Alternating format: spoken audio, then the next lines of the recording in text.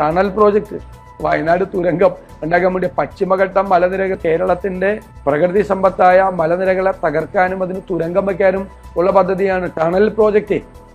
വയനാട്ടിൽ പെട്ടെന്ന് എത്താൻ വേണ്ടിയിട്ടുള്ള ടണൽ പ്രോജക്റ്റ്, അതിനെയൊക്കെ ഞങ്ങൾ എതിർക്കും, ശക്തിയായി ഞങ്ങൾ എതിർക്കും, ഒരു സംശയമില്ല. ഈ ടണൽ പ്രോജക്റ്റ് പശ്ചിമഘട്ട മലനിരകളിൽ വലിയ വ്യത്യാസം ഉണ്ടാക്കും. ഇങ്ങനെ ടണൽ ഉണ്ടാക്കാൻ പോകുന്ന ഒരു പദ്ധതിയെ ഞങ്ങൾ അംഗീകരിക്കില്ല. എല്ലാവരുടെയും അനുമതിയോടെ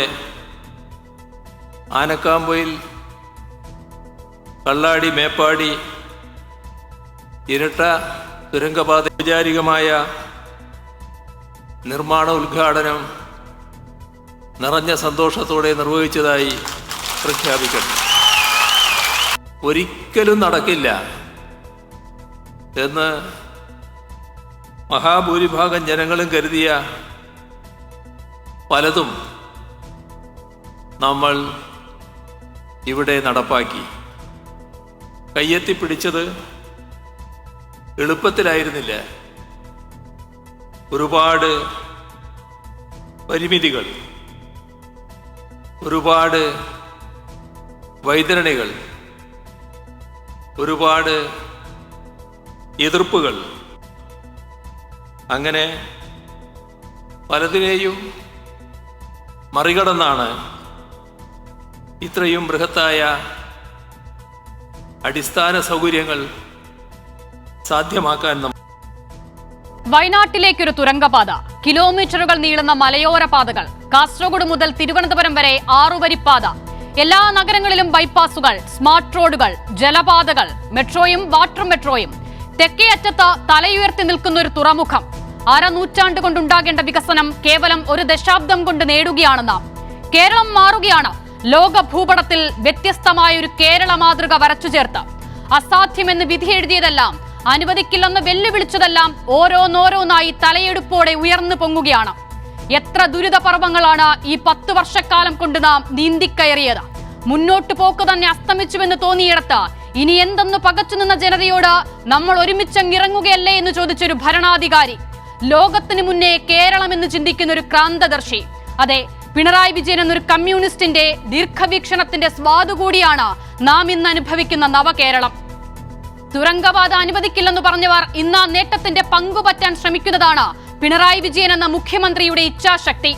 അതെ, പ്രതിസന്ധി ഘട്ടങ്ങളിൽ നാം പിണറായി വിജയനാകണം. ലോകോത്തര നിലവാരത്തിലുള്ള റോഡുകളോ ആശുപത്രികളോ വിദ്യാലയങ്ങളോ തുറമുഖങ്ങളോ തുരങ്കപാതയോ ഒന്നും അവസാനത്തേതല്ല.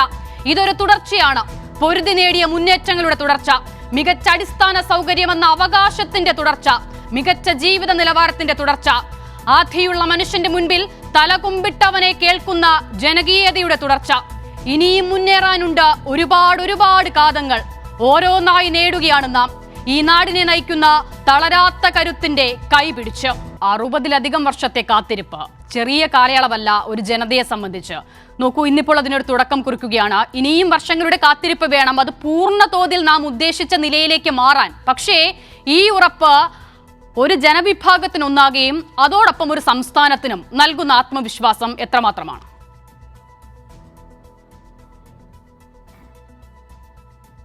തീർച്ചയായിട്ടും ആനക്കാമ്പൊയിൽ കള്ളാടി മേപ്പാടിയുടെ തുരങ്കപാതയുടെ നിർമ്മാണ പ്രവൃത്തിയുടെ ഉദ്ഘാടനം കേരളത്തിൻ്റെ പ്രിയങ്കരനായ മുഖ്യമന്ത്രി ഏതാനും മണിക്കൂറുകൾക്ക് മുമ്പാണ് ആനക്കാമ്പൊയിൽ നിർവഹിച്ചത്. ഇവിടെ ഒഴുകിയെത്തിയ ജനം ഒരു കുടിയേറ്റ മേഖലയിൽ 1948 മുതൽ കുടിയേറ്റം നടന്ന ആനക്കാമ്പൊയിൽ എന്ന അല്ലെങ്കിൽ നമ്മുടെ ഈ കിഴക്കൻ മലയോര മേഖലയിൽ ആ കുടിയേറ്റ ജനത മലമ്പാമ്പിനോടും കാട്ടുപന്നിയോടും കാട്ടുപോത്തിനോടും ഒക്കെ പടവെട്ടി ജീവിച്ച മലയോര ജനത അന്നു മുതൽ കണ്ട ഒരു സ്വപ്നം യാഥാർത്ഥ്യമാക്കുന്ന നിമിഷം ആസ്വദിക്കാൻ, കണ്ട് മനസ്സിലാക്കാൻ, അതിൻ്റെ ഭാഗമാകാൻ 10,000-കണക്കിന് ആളുകൾ പങ്കെടുക്കുന്ന ഒരു ബൃഹത്തായ ഉദ്ഘാടന ചടങ്ങായിട്ടാണ് ഇന്നത്തെ ഈ ഉദ്ഘാടന ചടങ്ങ് മാറിയത്. ഒരിക്കലും നടക്കില്ല എന്ന് വിധി എഴുതുന്നത് എന്തും നടപ്പിലാക്കാൻ കഴിയുമെന്ന് പറയുന്ന നിലയിലേക്ക് മാറി. താമരശ്ശേരി ബിഷപ്പ് ഇന്നത്തെ ചടങ്ങിലുണ്ടായിരുന്നു. ബഹുമാനായ റെമോജിയോസ് ഇഞ്ചനാലിൽ പിതാവ് ഇന്ന് ബഹുമാനപ്പെട്ട മുഖ്യമന്ത്രിയുടെ ഇടപെടലിനെ സംബന്ധിച്ച് പറഞ്ഞത്, നിശ്ചയദാർഢ്യത്തോടുകൂടി ഒരു കാര്യം നടപ്പിലാക്കണമെന്ന് ആഗ്രഹിച്ച് നടപ്പിലാക്കാൻ ഒരാൾ മുന്നിട്ടിറങ്ങിയാൽ ഏത് വികസന പ്രവർത്തനവും യാഥാർത്ഥ്യമാകും. അതിന് ഉദാഹരണമാണ് ആനക്കാമ്പൊയിൽ കള്ളാടി മേപ്പാടി തുരങ്കപാത. കേരളത്തിൻ്റെ പ്രിയങ്കരനായ മുഖ്യമന്ത്രി അതിന് ഒരു തെളിവാണ് എന്നുള്ളതാണ് ഇന്നത്തെ ഉദ്ഘാടന പ്രസംഗത്തിൻ്റെ ഭാഗമായിട്ടുള്ള കാര്യങ്ങൾ ബഹുമാനപ്പെട്ട താമരശ്ശേരി രൂപതയുടെ മെത്രാൻ സൂചിപ്പിച്ചത്. അപ്പോൾ നമ്മുടെ നാട് കാത്തിരുന്ന, ഒരിക്കലും നടക്കില്ല എന്ന് കരുതിയ, അല്ലെങ്കിൽ എത്രയോ വർഷങ്ങൾക്ക് ശേഷം നടന്നേക്കാമെന്ന് കരുതുന്ന പദ്ധതികൾ ഇന്ന് നമ്മുടെ കൺമുമ്പിൽ യാഥാർത്ഥ്യമാകുന്നു എന്നതാണ് വലിയ പ്രത്യേകത. നൂറ്റാണ്ടുകൾക്ക് മുമ്പ്, വർഷങ്ങൾക്ക് മുമ്പ് ഇവിടെ കുടിയേറിയ കാലത്ത് വയനാട്ടിലേക്ക് ഇതിലെ ഒരു വഴിയുണ്ടായിരുന്നു, ആ വഴി ഒരു ബദൽപാതയായി ഉപയോഗപ്പെടുത്താമെന്ന് പറഞ്ഞ് നാൾ മുതൽ തുടങ്ങിയതാണ് അന്വേഷണങ്ങളും അതിൻ്റെ ഭാഗമായിട്ടുള്ള നടപടിക്രമങ്ങളും എല്ലാം.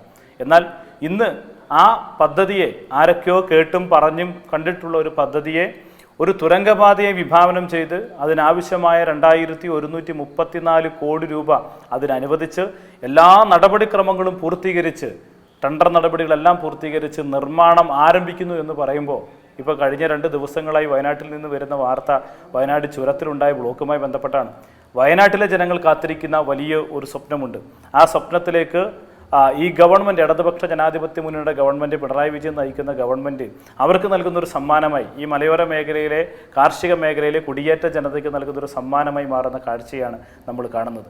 ഏറെ സന്തോഷത്തോടെ, അതിലേറെ മനോഹരമായി ഈ പരിപാടിയിലേക്ക് ഒഴുകിയെത്തിയ ജനങ്ങൾ അതിന് സാക്ഷ്യം വഹിക്കുന്നു എന്നുള്ളതാണ് ഏറ്റവും വലിയ പ്രത്യേകത.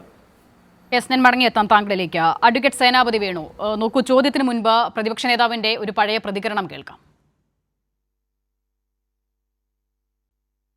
ടണൽ പ്രോജക്റ്റ്, വയനാട് തുരങ്കം ഉണ്ടാക്കാൻ വേണ്ടി പശ്ചിമഘട്ടം മലനിരകൾ, കേരളത്തിന്റെ പ്രകൃതി സമ്പത്തായ മലനിരകളെ തകർക്കാനും അതിന് തുരങ്കം വയ്ക്കാനും ഉള്ള പദ്ധതിയാണ് ടണൽ പ്രോജക്റ്റ്. വയനാട്ടിൽ പെട്ടെന്ന് എത്താൻ വേണ്ടിയിട്ടുള്ള ടണൽ പ്രോജക്റ്റ്, അതിനെയൊക്കെ ഞങ്ങൾ എതിർക്കും, ശക്തിയായി ഞങ്ങൾ എതിർക്കും, ഒരു സംശയമില്ല. ഈ ടണൽ പ്രോജക്റ്റ് പശ്ചിമഘട്ട മലനിരകളിൽ വലിയ വ്യത്യാസം ഉണ്ടാക്കും. ഇങ്ങനെ ടണൽ ഉണ്ടാക്കാൻ പോകുന്ന ഒരു പദ്ധതിയെ ഞങ്ങൾ അംഗീകരിക്കില്ല. അഡ്വക്കേറ്റ് സേനാപതി വേണു, ഇന്നലെ ടി സിദ്ദീഖ് MLA അദ്ദേഹത്തിന്റെ ഫേസ്ബുക്ക് പേജിൽ ടി സിദ്ദീഖും പ്രിയങ്ക ഗാന്ധിയും ഒക്കെയും ഉൾപ്പെടുന്ന ഒരു പോസ്റ്റർ ഈ തുരങ്കപാതയുടെ നിർമ്മാണ ഉദ്ഘാടനവുമായി ബന്ധപ്പെട്ട് പങ്കുവച്ചു. ഇന്നിപ്പോൾ ആ വേദിയിലും അദ്ദേഹം വളരെ നല്ല വാക്കുകൾ ഇതിനെക്കുറിച്ച് സംസാരിക്കുന്നതും കേട്ടു. അപ്പോൾ പ്രതിപക്ഷ നേതാവിന്റെ ഈ നിലപാടാണ് മുൻപ് ഈ വിഷയത്തിൽ UDFന്റെയും കോൺഗ്രസിന്റെയും നിലപാടായി നമ്മുടെ മുൻപിൽ ഉണ്ടായിരുന്നത്. പക്ഷേ വികസനത്തിൽ അങ്ങനെ പിന്തിരിഞ്ഞു നിൽക്കാൻ സാധിക്കില്ലല്ലോ. അപ്പോൾ കോൺഗ്രസിന്റെയും UDFന്റെയും പഴയ നിലപാട് മാറിയോ തുരങ്കപാതയുമായി ബന്ധപ്പെട്ട്? അല്ല, തുരങ്കപാതയെ കുറിച്ച് ചില സംശയങ്ങൾ UDF മുമ്പും ഉന്നയിച്ചിരുന്നു. ഒന്ന്, പശ്ചിമഘട്ട മലനിരകളിൽ ഉണ്ടാകുന്ന അടിക്കടിയുള്ള മണ്ണിടിച്ചില്, ഉരുൾപൊട്ടല്, ഈ പ്രശ്നങ്ങളൊക്കെ വളരെ നിരന്തരമായിട്ട് നമ്മൾ ചർച്ച ചെയ്ത വിഷയങ്ങളായതുകൊണ്ട് ഈ കാര്യത്തെക്കുറിച്ച് കുറച്ചുകൂടി ആഴത്തിലും ഗഹനവുമായിട്ടുള്ള പഠനങ്ങൾ അതാവശ്യമാണ് എന്നുള്ള കാര്യത്തിൽ UDF എല്ലാ കാലഘട്ടത്തിലും നിലപാട് വ്യക്തമാക്കിയിരുന്നു. ആ നിലപാട് ഇപ്പോഴും UDFനുണ്ട്. കാരണം ഇതിനെക്കുറിച്ച് സമ്പൂർണ്ണമായിട്ടുള്ള പ്രകൃതിക്കുണ്ടാകുന്ന ആഘാതം എന്ത് എന്നതിനെക്കുറിച്ച് കുറച്ചുകൂടി ആഴത്തിലും വിപുലവുമായ ഒരു പഠനം ഉണ്ടാകണം എന്ന് UDF ആ കാര്യത്തിൽ ആവശ്യപ്പെട്ടിട്ടുള്ളതാണ്. പക്ഷെ വികസനത്തിന്റെ ഒരു കാര്യത്തിൽ വരുമ്പോൾ അത് വേണ്ട എന്നുള്ളൊരർത്ഥത്തിലേക്ക് ഒരു രാഷ്ട്രീയ പാർട്ടിക്കോ ഒരു മുന്നണിക്കോ പോകാനായിട്ട് കഴിയില്ല. അപ്പൊ അങ്ങ് ഇവിടെ സൂചിപ്പിച്ചത് ശ്രീ പിണറായി വിജയന്റെ ഇച്ഛാശക്തി കൊണ്ട് ഈ തുരങ്കത്തിന്റെ നിർമ്മാണ ഉദ്ഘാടനം നടക്കുന്നു എന്നുള്ള, കേരളം ഭരിച്ചിട്ടുള്ള എല്ലാ മുഖ്യമന്ത്രിമാരും അല്ലെങ്കിൽ ഗവൺമെന്റുകളും അവരവരുടെ കാലഘട്ടത്തിൽ കാണിച്ചിട്ടുള്ള ഒരു ഇച്ഛാശക്തി. ഇപ്പോ കൊലുമ്പൻ ഈ പെരിയാറിന്റെ ഒരു കൈവീരി ഒഴുകുന്ന ഒരു ഭാഗം കാണിച്ചു കഴിഞ്ഞപ്പോൾ അന്ന് സംശയം തോന്നി, ഇത്രയും വലിയൊരു ഡാം ഇടുക്കിയിൽ അത് യാഥാർത്ഥ്യമാകും. അന്നത്തെ ഗവൺമെന്റിന്റെ ഇച്ഛാശക്തിയിലാണ്. നെടുമ്പാശ്ശേരി വിമാനത്താവളം അന്നത്തെ മുഖ്യമന്ത്രി ശ്രീ K കരുണാകരന്റെ ഇച്ഛാശക്തിയിലാണ്.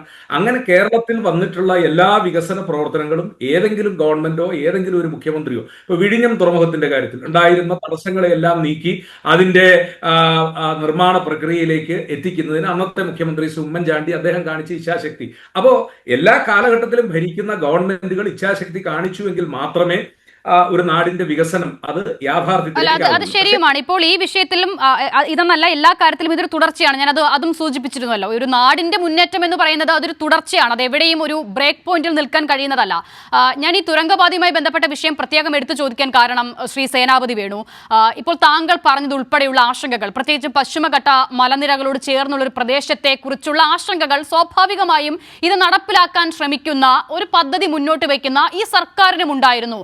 അപ്പോൾ അതൊക്കെയും പരിഗണിച്ചാണല്ലോ പരിസ്ഥിതി അനുമതി ഉൾപ്പെടെ നേടുന്നത്. അതുകൊണ്ടാണ് അതിന് ഇത്രയും കാത്തിരിക്കേണ്ടി വന്നത്, കേന്ദ്ര സർക്കാരിന്റെ അനുമതി പോലും. അപ്പോൾ അതൊക്കെയും നേടിയ ശേഷം മുന്നോട്ട് പോകുന്ന ഒരു പദ്ധതിയെക്കുറിച്ചാണ് ഒരു സംസ്ഥാനത്തിന്റെ പ്രതിപക്ഷ നേതാവ് ഒരു നിലയിലും അനുവദിക്കില്ല എന്ന് പറഞ്ഞത്. പക്ഷെ ഇന്നിപ്പോൾ നോക്കൂ, വലിയ നിലയിലുള്ള പ്രതികരണങ്ങളൊന്നും കണ്ടില്ല. അദ്ദേഹം നാട്ടിലുണ്ടാകുന്ന സാഹചര്യവും ഇല്ലല്ലോ. അപ്പോൾ എന്റെ സംശയം, ഇപ്പോൾ താങ്കൾ പോലും പറഞ്ഞ തരത്തിൽ നിങ്ങൾക്കുണ്ടായിരുന്ന ആശങ്കകളുണ്ടല്ലോ, അത് പരിഹരിക്കപ്പെട്ടോ എന്നുള്ളതാണ് ചോദ്യം. അല്ല, അത് പൂർണ്ണമായിട്ടും പരിഹരിക്കപ്പെടണമെങ്കിൽ ഏതായാലും കേന്ദ്ര വനം പരിസ്ഥിതി മന്ത്രാലയവും അതോടൊപ്പം തന്നെ മറ്റ് വകുപ്പുകളിൽ നിന്ന് ലഭിക്കേണ്ട അനുമതികളെല്ലാം കഴിഞ്ഞ 18-ാം തീയതിയോടുകൂടി, ജൂൺ മാസം 18-ാം തീയതിയോടുകൂടി ലഭിച്ചിരിക്കുന്നു എന്ന് പറയുന്നു. അപ്പൊ ഏതായാലും ഇതിനെക്കുറിച്ച് ശാസ്ത്രീയമായ പഠനങ്ങളോ അല്ലെങ്കിൽ ശാസ്ത്രീയമായ നിഗമനങ്ങളോ ഒക്കെ നടന്നിട്ടുണ്ടാവും. അതിന്റെ അടിസ്ഥാനത്തിലാണ് ഈ അനുമതി ലഭിച്ചത് എന്നാണ് ഞാൻ മനസ്സിലാക്കുന്നത്. അപ്പോ ഒരിക്കൽ അനുമതി ലഭിച്ചു എന്നുള്ളത് കൊണ്ട് ഇതിന്റെ തുടർന്നുള്ള ആഘാതങ്ങളെ കുറിച്ചുള്ള പഠനമോ അല്ലെങ്കിൽ അതിനെക്കുറിച്ച് നടത്തേണ്ട സംവാദങ്ങളോ അതൊന്നും കുറഞ്ഞു പോകുന്നില്ല. അതൊക്കെ നാളെയും നടക്കേണ്ടതായിട്ടുണ്ട്. അതോടൊപ്പം തന്നെ നാടിന് ഗുണകരമായിട്ടുള്ള വികസന പ്രവർത്തനങ്ങൾ അതുണ്ടാകണം. ഏത് ഗവൺമെന്റിന്റെ കാലഘട്ടത്തിലാണെങ്കിലും അതുണ്ടാകണം. പക്ഷെ എനിക്കിവിടെ വളരെ കൗതുകരമായിട്ടൊരു കാര്യം, അപ്പൊ ഞങ്ങൾ പറയുമ്പോൾ ഞങ്ങൾ ഇതിനെ വികസനത്തെ എതിർക്കുന്നു എന്നുള്ള അർത്ഥത്തിലല്ല. ഇനി പിണറായി വിജയൻ ഗവൺമെന്റ്, ലിൻഡോ MLA ഇവിടെ ഇരിക്കുന്നു. ഇനി പിണറായി വിജയൻ ഗവൺമെന്റിന്റെ കാലാവധി എന്ന് പറയുന്നത് 6-3-18. ഇന്ന് ആഗസ്റ്റ് 31, നാളെ സെപ്റ്റംബർ 1-ാം തീയതിയാണ്. 2025 എന്ന് പറയുന്നത് 4 മാസവും 2026 ആദ്യത്തെ 2 മാസവും കഴിഞ്ഞാൽ മാർച്ച് മാസം ആദ്യ വാരത്തോടു കൂടി 26 തെരഞ്ഞെടുപ്പിന്റെ പ്രഖ്യാപനം ഉണ്ടാകുക. അപ്പൊ ഇനി ഒരു ഗവൺമെന്റിന്റെ കാലാവധി എന്ന് പറയുന്നത് കേവലം 6-3-18 180 ദിവസം മാത്രമാണ് അവശേഷിക്കുന്നത്. അപ്പോൾ നമ്മൾ ചോദിക്കും, കഴിഞ്ഞ ജൂൺ മാസത്തിലാണ് ഞങ്ങൾക്ക് ഇതിന്റെ സാങ്കേതികമായ അനുമതി കിട്ടിയത് എന്നുള്ളതൊക്കെ നമുക്ക് ചർച്ചയിൽ പറയാവുന്ന ഒരു കാര്യമാണ്. ഇത് 1 കൊല്ലം മുമ്പോ 2 കൊല്ലം മുമ്പോ അല്ലെങ്കിൽ 3 കൊല്ലം മുമ്പോ ദ്രുതഗതിയിൽ ഇതിന്റെ സാങ്കേതികമായിട്ടുള്ള തടസ്സങ്ങളെല്ലാം മാറ്റി 1 കിലോമീറ്ററോ 1/2 കിലോമീറ്ററോ ഞങ്ങളിത് പൂർത്തീകരിച്ചതിന് ശേഷമാണ് ഈ ഗവൺമെന്റ് പോകുന്നത് എന്ന് പറയാൻ കഴിയാത്ത ഒരു ഘട്ടത്തിലേക്ക് ഇപ്പോ എന്നെപ്പോലുള്ള ആളുകൾ മനസ്സിലാക്കുന്നത് ഇത് തെരഞ്ഞെടുപ്പ് അടുത്ത് കഴിഞ്ഞപ്പോഴേക്കും ശരിയാണ്, ബൃഹത്തായ ഒരു പദ്ധതി 2134 കോടി രൂപയുടെ ഒരു പദ്ധതി, അത് കിഫ്ബിയിൽ നിന്ന് മുടക്കുമെന്ന് പറഞ്ഞിരിക്കുന്ന ഒരു പദ്ധതിയാണ്. അത് ഏതായാലും 6 മാസക്കാലം കൊണ്ടോ അല്ലെങ്കിൽ 60 മാസക്കാലം കൊണ്ടോ അത് പൂർത്തീകരിക്കാൻ കഴിയില്ല എന്ന് എനിക്കും അക്ഷരയ്ക്കും അറിയാം, ലിൻഡോയ്ക്കും ഒക്കെ അറിയാം. പക്ഷേ വികസനം അതൊരു തുടർച്ച പ്രക്രിയയാണ്. ഈ ഗവൺമെന്റിന് വേണമായിരുന്നുവെങ്കിൽ 3-4 കൊല്ലങ്ങൾക്ക് മുമ്പ് 5-4-9 വർഷത്തിലേറെ ആയിരിക്കുന്ന ഈ ഗവൺമെന്റിന് വേണമെങ്കിൽ കുറച്ചുകൂടി മുമ്പേ ഇതിനുള്ള സാങ്കേതിക അനുമതികൾ നേടുകയും ഇതിന്റെ പ്രവർത്തനം ആരംഭിക്കാൻ കഴിയുകയും ചെയ്യാമായിരുന്നു എന്നുള്ള ആ ഒരു തർക്കവും ഞങ്ങൾ ഈ കാര്യത്തിൽ ഉന്നയിക്കുന്നു. ഏതായാലും ഓക്കെ ഞാൻ മടങ്ങി വരാം. അത് ഏറ്റവും പ്രധാനപ്പെട്ട ഒരു കാര്യമായി പ്രതിപക്ഷത്തിന്റെ ഒരു കൺസേണായി ഞാൻ കരുതുന്നു. അത് ഞാൻ ലിൻഡോയിലേക്ക് ഞാൻ ആ വിഷയത്തിൽ വരികയും ചെയ്യുന്നുണ്ട്. അതിന് മുൻപ് ശ്രീ ജോർജ് ജോസഫ്, ഏറ്റവും പ്രധാനമായി നമ്മൾ വയനാട് തുരങ്കപാത എന്നുള്ളത് മാത്രമല്ല, പൊതുവിൽ ഈ കഴിഞ്ഞ 9 വർഷക്കാലം കൊണ്ട് ദീർഘവീക്ഷണത്തോടെയുള്ള ഒരുപാട് പദ്ധതികൾ വരുമ്പോൾ അത് ആ മേഖലയ്ക്ക് മാത്രം ഉണ്ടാകുന്ന നേട്ടം എന്ന അർത്ഥത്തിലല്ലല്ലോ അതിനെ കാണുന്നത്. പ്രത്യേകിച്ചും ഇപ്പോൾ വയനാട് തുരങ്കപാതയുടെ കാര്യത്തിൽ ഒരുപക്ഷെ ഏറ്റവും കൂടുതൽ അതിന്റെ സ്വാദ് അനുഭവിക്കാൻ പോകുന്നത് നമ്മുടെ ടൂറിസം മേഖല തന്നെയായിരിക്കും എന്നതിലൊരു സംശയവുമില്ല. ഈ തുരങ്കപാതയുടെ ഇരുവശം തന്നെ പശ്ചിമഘട്ടത്തിന്റെ മനോഹാരിത ഏറെ പ്രതിഫലിക്കുന്ന നിലയിലാണ് അതിന്റെ ഒരു ക്രമീകരണം തന്നെ പോകുക. അപ്പോൾ ആ മേഖലയിലേക്ക് വരാനുള്ള ടൂറിസത്തിന്റെ സാധ്യതകൾ, അതുവഴി ഉണ്ടാകുന്ന സംസ്ഥാനത്തിന്റെ ആകമൊത്തമുള്ള വികസനത്തിന്റെ സാധ്യതകൾ, അപ്പോൾ ആ നിലയിൽ എന്തൊക്കെ ഭാവി കേരളത്തിന് വിഭാവനം ചെയ്യുന്നുണ്ട് വയനാട് തുരങ്കപാത ഉൾപ്പെടെയുള്ള ഇത്തരം പദ്ധതികൾ? അല്ല, നമ്മുടെ കേരളത്തിൻ്റെ സാമ്പത്തിക വികസന രംഗത്ത് നമ്മൾ നേരിടുന്ന ചില വെല്ലുവിളികളുണ്ട്. ആ വെല്ലുവിളികൾ ഇന്നത്തെ ഗവൺമെൻറ് കൃത്യമായിട്ട് മനസ്സിലാക്കിക്കൊണ്ടാണ് ചില പദ്ധതികൾ ആവിഷ്കരിക്കുന്നതെന്നാണ് ഞാൻ മനസ്സിലാക്കുന്നത്. അപ്പോൾ കേരളം നേരിടുന്ന വളരെ പ്രധാനപ്പെട്ട വെല്ലുവിളി എന്ന് പറയുന്നത് കഴിഞ്ഞ 10-40 വർഷം മുമ്പ് പൂർത്തീകരിക്കേണ്ടിയിരുന്ന പല അടിസ്ഥാന സൗകര്യങ്ങളും കേരളത്തിൽ ഇല്ലാതെ പോകുന്നൊരു സ്ഥിതിവിശേഷമുണ്ട്. അല്ലെങ്കിൽ ആ കാര്യത്തിലൊരു ബാക്ക്ലോഗ്, ഒരു പുറകിലേക്ക് പോകുന്നൊരു സ്ഥിതിവിശേഷം ഏതൊക്കെയോ കാരണങ്ങൾ മൂലം ഉണ്ടായി. അതിൻ്റെ ഏറ്റവും വലിയ ഉദാഹരണമാണ് നമ്മുടെ ദേശീയപാത വികസനം എന്ന് പറയുന്നത്. ഒരുപക്ഷെ അതൊരു 10-40 വർഷം മുമ്പ് അല്ലെങ്കിൽ 10-30 വർഷം മുമ്പെങ്കിലും യാഥാർത്ഥ്യമാകേണ്ട ഒരു പ്രോജക്റ്റാണ്.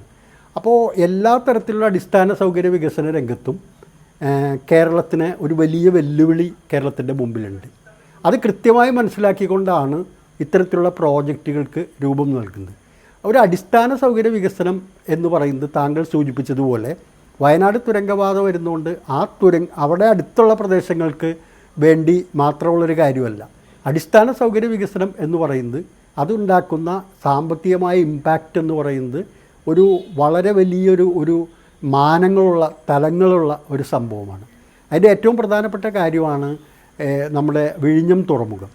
അപ്പോൾ ഇത് കേരളത്തിന് ആകെ ഒരു വലിയ വികസനത്തിൻ്റെ കുതിപ്പ് നൽകുന്ന ഒരു സംവിധാനമാണ് ഇത്തരത്തിലുള്ള അടിസ്ഥാന സൗകര്യ വികസനം എന്ന് പറയുന്നത്. അത് ഏത് രാജ്യത്തും ഏത് സമ്പദ് വ്യവസ്ഥയിലും അടിസ്ഥാന സൗകര്യ വികസനം ഉണ്ടെങ്കിൽ സ്വാഭാവികമായും ആ സമ്പദ് വ്യവസ്ഥയിലേക്ക് കൂടുതൽ നിക്ഷേപം വരും. ഉദാഹരണത്തിന് താങ്കൾ സൂചിപ്പിച്ച കാര്യം തന്നെ, അതായത് ഈ പറഞ്ഞ ഇരട്ട ടണൽ തുരങ്കപാത പൂർത്തിയാവുന്നതോടുകൂടി വയനാട്ടിലുള്ള ഈ യാത്രാ ദുരിതത്തിൽ വലിയൊരു ആശ്വാസം നമുക്കുണ്ടാകാൻ പോവുകയാണ്. അവിടെ തീർച്ചയായിട്ടും കൂടുതൽ ടൂറിസ്റ്റുകൾ ഇന്നിപ്പോൾ നമ്മൾ പലരും ചിന്തിക്കുന്നൊരു കാര്യമുണ്ട്. ഈ വയനാട് ചുരം വഴി പോവുക ഭയങ്കര ബുദ്ധിമുട്ടാണ്, എപ്പോഴും ബ്ലോക്കും മണിക്കൂറുകളോളം കുടുങ്ങിക്കിടക്കുന്ന അവസ്ഥ.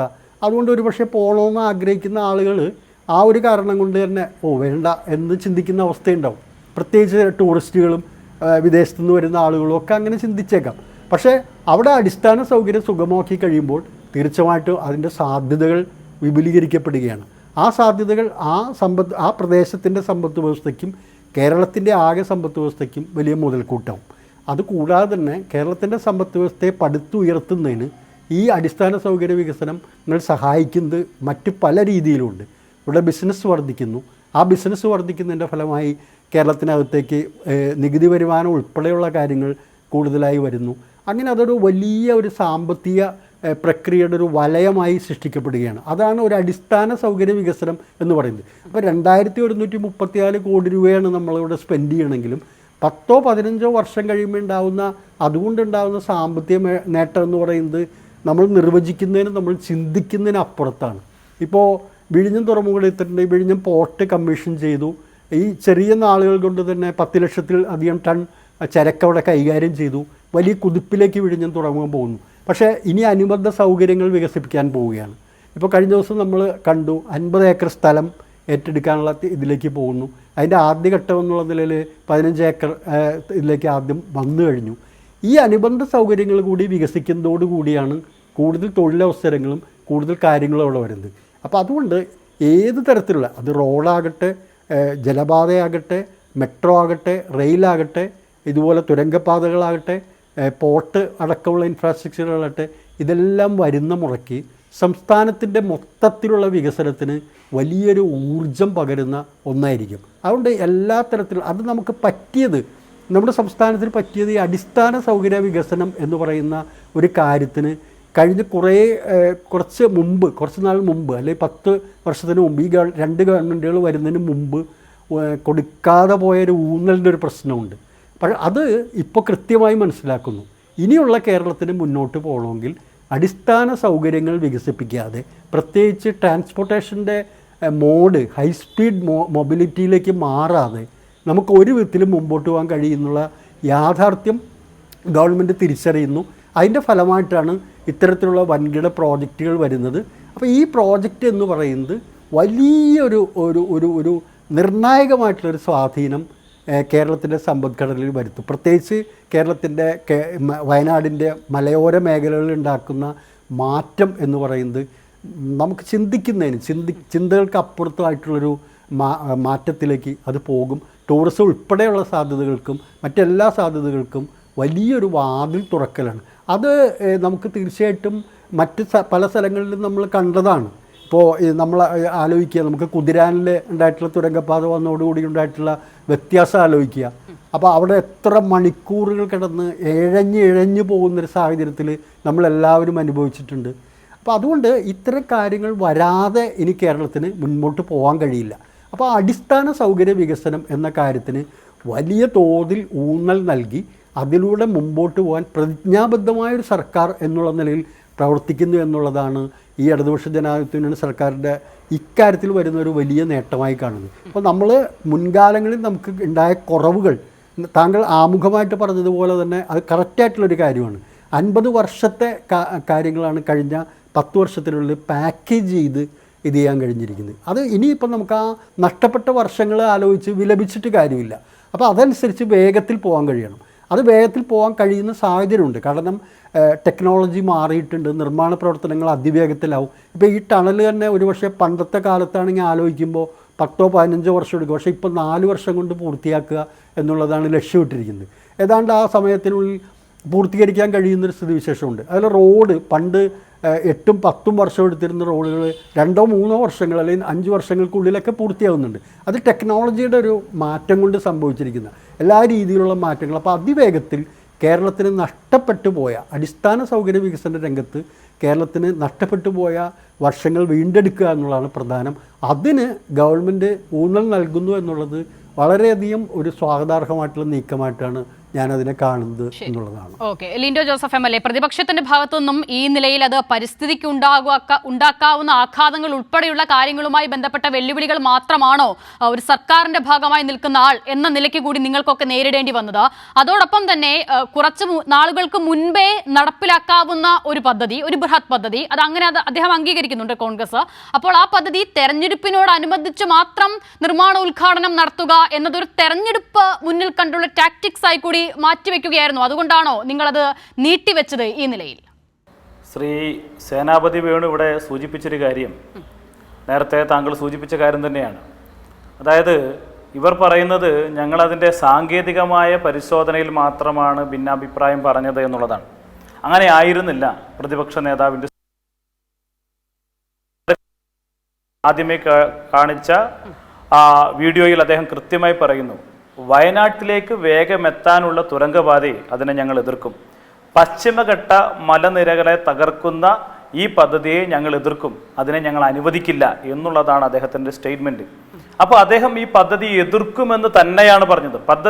ഇങ്ങനെ ഒരു പദ്ധതി വരുന്നു, ആ പദ്ധതിയിൽ ഇന്ന കാര്യങ്ങളിൽ ഞങ്ങൾക്ക് സംശയമുണ്ട്, അല്ലെങ്കിൽ ഇന്ന പാരിസ്ഥിതിക ആഘാതമുണ്ട്, അതിന് ഇന്ന രൂപത്തിലുള്ള പഠനം നടത്തണം, അല്ലെങ്കിൽ അതിൻ്റെ പഠനത്തിൻ്റെ റിപ്പോർട്ട് എന്താണ് എന്നതിനെക്കുറിച്ചല്ല, ഈ പദ്ധതിയെ ഞങ്ങൾ എതിർക്കുമെന്നുള്ളതാണ് ക്ലിയർ കട്ടായ സ്റ്റേറ്റ്മെൻറ്റ്. ആ സ്റ്റേറ്റ്മെൻറ്റിൽ നിന്ന് അദ്ദേഹം പുറകോട്ട് പോയി എന്നാണ് ഞാൻ മനസ്സിലാക്കുന്നത്. ജനരോക്ഷം അദ്ദേഹത്തിന് എതിരായ ഘട്ടത്തിൽ അദ്ദേഹത്തിൻ്റെ പാർട്ടിയിൽ നിന്ന് തന്നെ ശക്തമായ എതിരഭിപ്രായം ഉണ്ടായപ്പോൾ, എൻ്റെ പ്രദേശത്തുള്ള ആളുകൾ അതിന് ശക്തമായ എതിർപ്പുണ്ടായപ്പോൾ അദ്ദേഹത്തിന് അതിൽ നിന്ന് പിറകോട്ട് പോകാൻ ജനങ്ങൾ അദ്ദേഹത്തെ തിരുത്തി എന്നുള്ളതാണ് ഞാൻ മനസ്സിലാക്കുന്നത്. മറ്റൊന്ന്, ആശങ്കകളെ സംബന്ധിച്ച് അദ്ദേഹം പറഞ്ഞു. ആശങ്കകൾ ഉള്ള ആളുകൾ മനസ്സിലാക്കേണ്ടുന്ന കാര്യം, പശ്ചിമഘട്ട മലനിരകളെക്കാൾ ദുർബലമാണ് നമ്മുടെ ഹിമാലയം. ആ ഹിമാലയ സാനുക്കളിലൂടെയാണ് നിരവധിയായിട്ടുള്ള ടണലുകൾ ഇപ്പോൾ നിർമ്മിച്ചുകൊണ്ടിരിക്കുന്നത്. ഇപ്പോൾ ഏറ്റവും അവസാനം നമുക്കറിയാവുന്ന അടൽ ടണൽ പോലും നിർമ്മിച്ചത് അവിടെയാണ്. അപ്പോൾ നിരവധിയായിട്ടുള്ള നിർമ്മാണ രീതികൾ നടക്കുന്ന ഒരു കാലഘട്ടത്തിൽ, അതിനൂതനമായ സാങ്കേതിക വിദ്യകളെല്ലാം ഉള്ളൊരു കാലഘട്ടത്തിൽ കണ്ണും പൂട്ടി ഒരു പദ്ധതിയെ എതിർക്കാനുള്ള സമീപനത്തെ നമ്മളെന്താണ് തള്ളിക്കളയേണ്ടുന്നതാണ്. ഒരു കാരണവശാലും അംഗീകരിക്കാൻ കഴിയുന്നതല്ല. എനിക്ക് മുമ്പേ സംസാരിച്ചിട്ടുള്ള ബഹുമാനായിട്ടുള്ള ശ്രീ ജോർജ് അദ്ദേഹം സൂചിപ്പിച്ചൊരു കാര്യമുണ്ട്. കേരളത്തിൻ്റെ ഒരു പ്രത്യേകതയുണ്ട്. കേരളത്തിൽ നമുക്ക് ഉപയോഗിക്കാൻ കഴിയുന്ന ഭൂമിയുടെ അളവ് വളരെ കുറവാണ്. കേരളത്തിൻ്റെ ആകെ ഭൂവിസ്തൃതിയുടെ 30% ഫോറസ്റ്റാണ്. വലിയൊരു ഭാഗം തീരദേശ മേഖലയാണ്.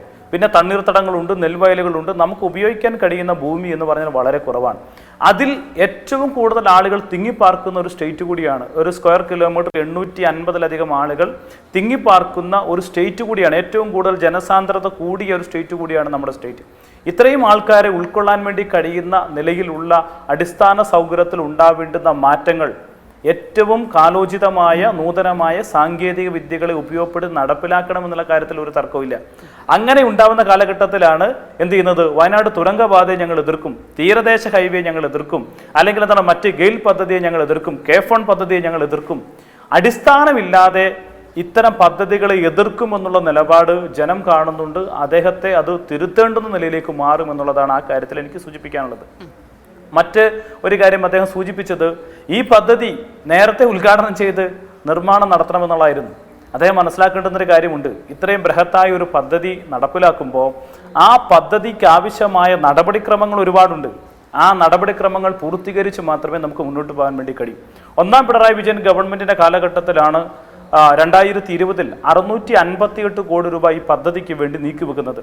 658 കോടി രൂപ നീക്കിവെച്ച് 2020 ഒക്ടോബർ മാസം 5-ാം തീയതി കൊങ്കൺ റെയിൽ കോർപ്പറേഷൻ ഈ പദ്ധതി ഏറ്റെടുത്തതിൻ്റെ ഭാഗം ഒരു പ്രൊജക്ട് ലോഞ്ചിങ് ഔദ്യോഗികമായി കേരളത്തിൻ്റെ മുഖ്യമന്ത്രി ആ പ്രൊജക്ട് ലോഞ്ചിങ് നിർവഹിക്കുകയുണ്ടായി.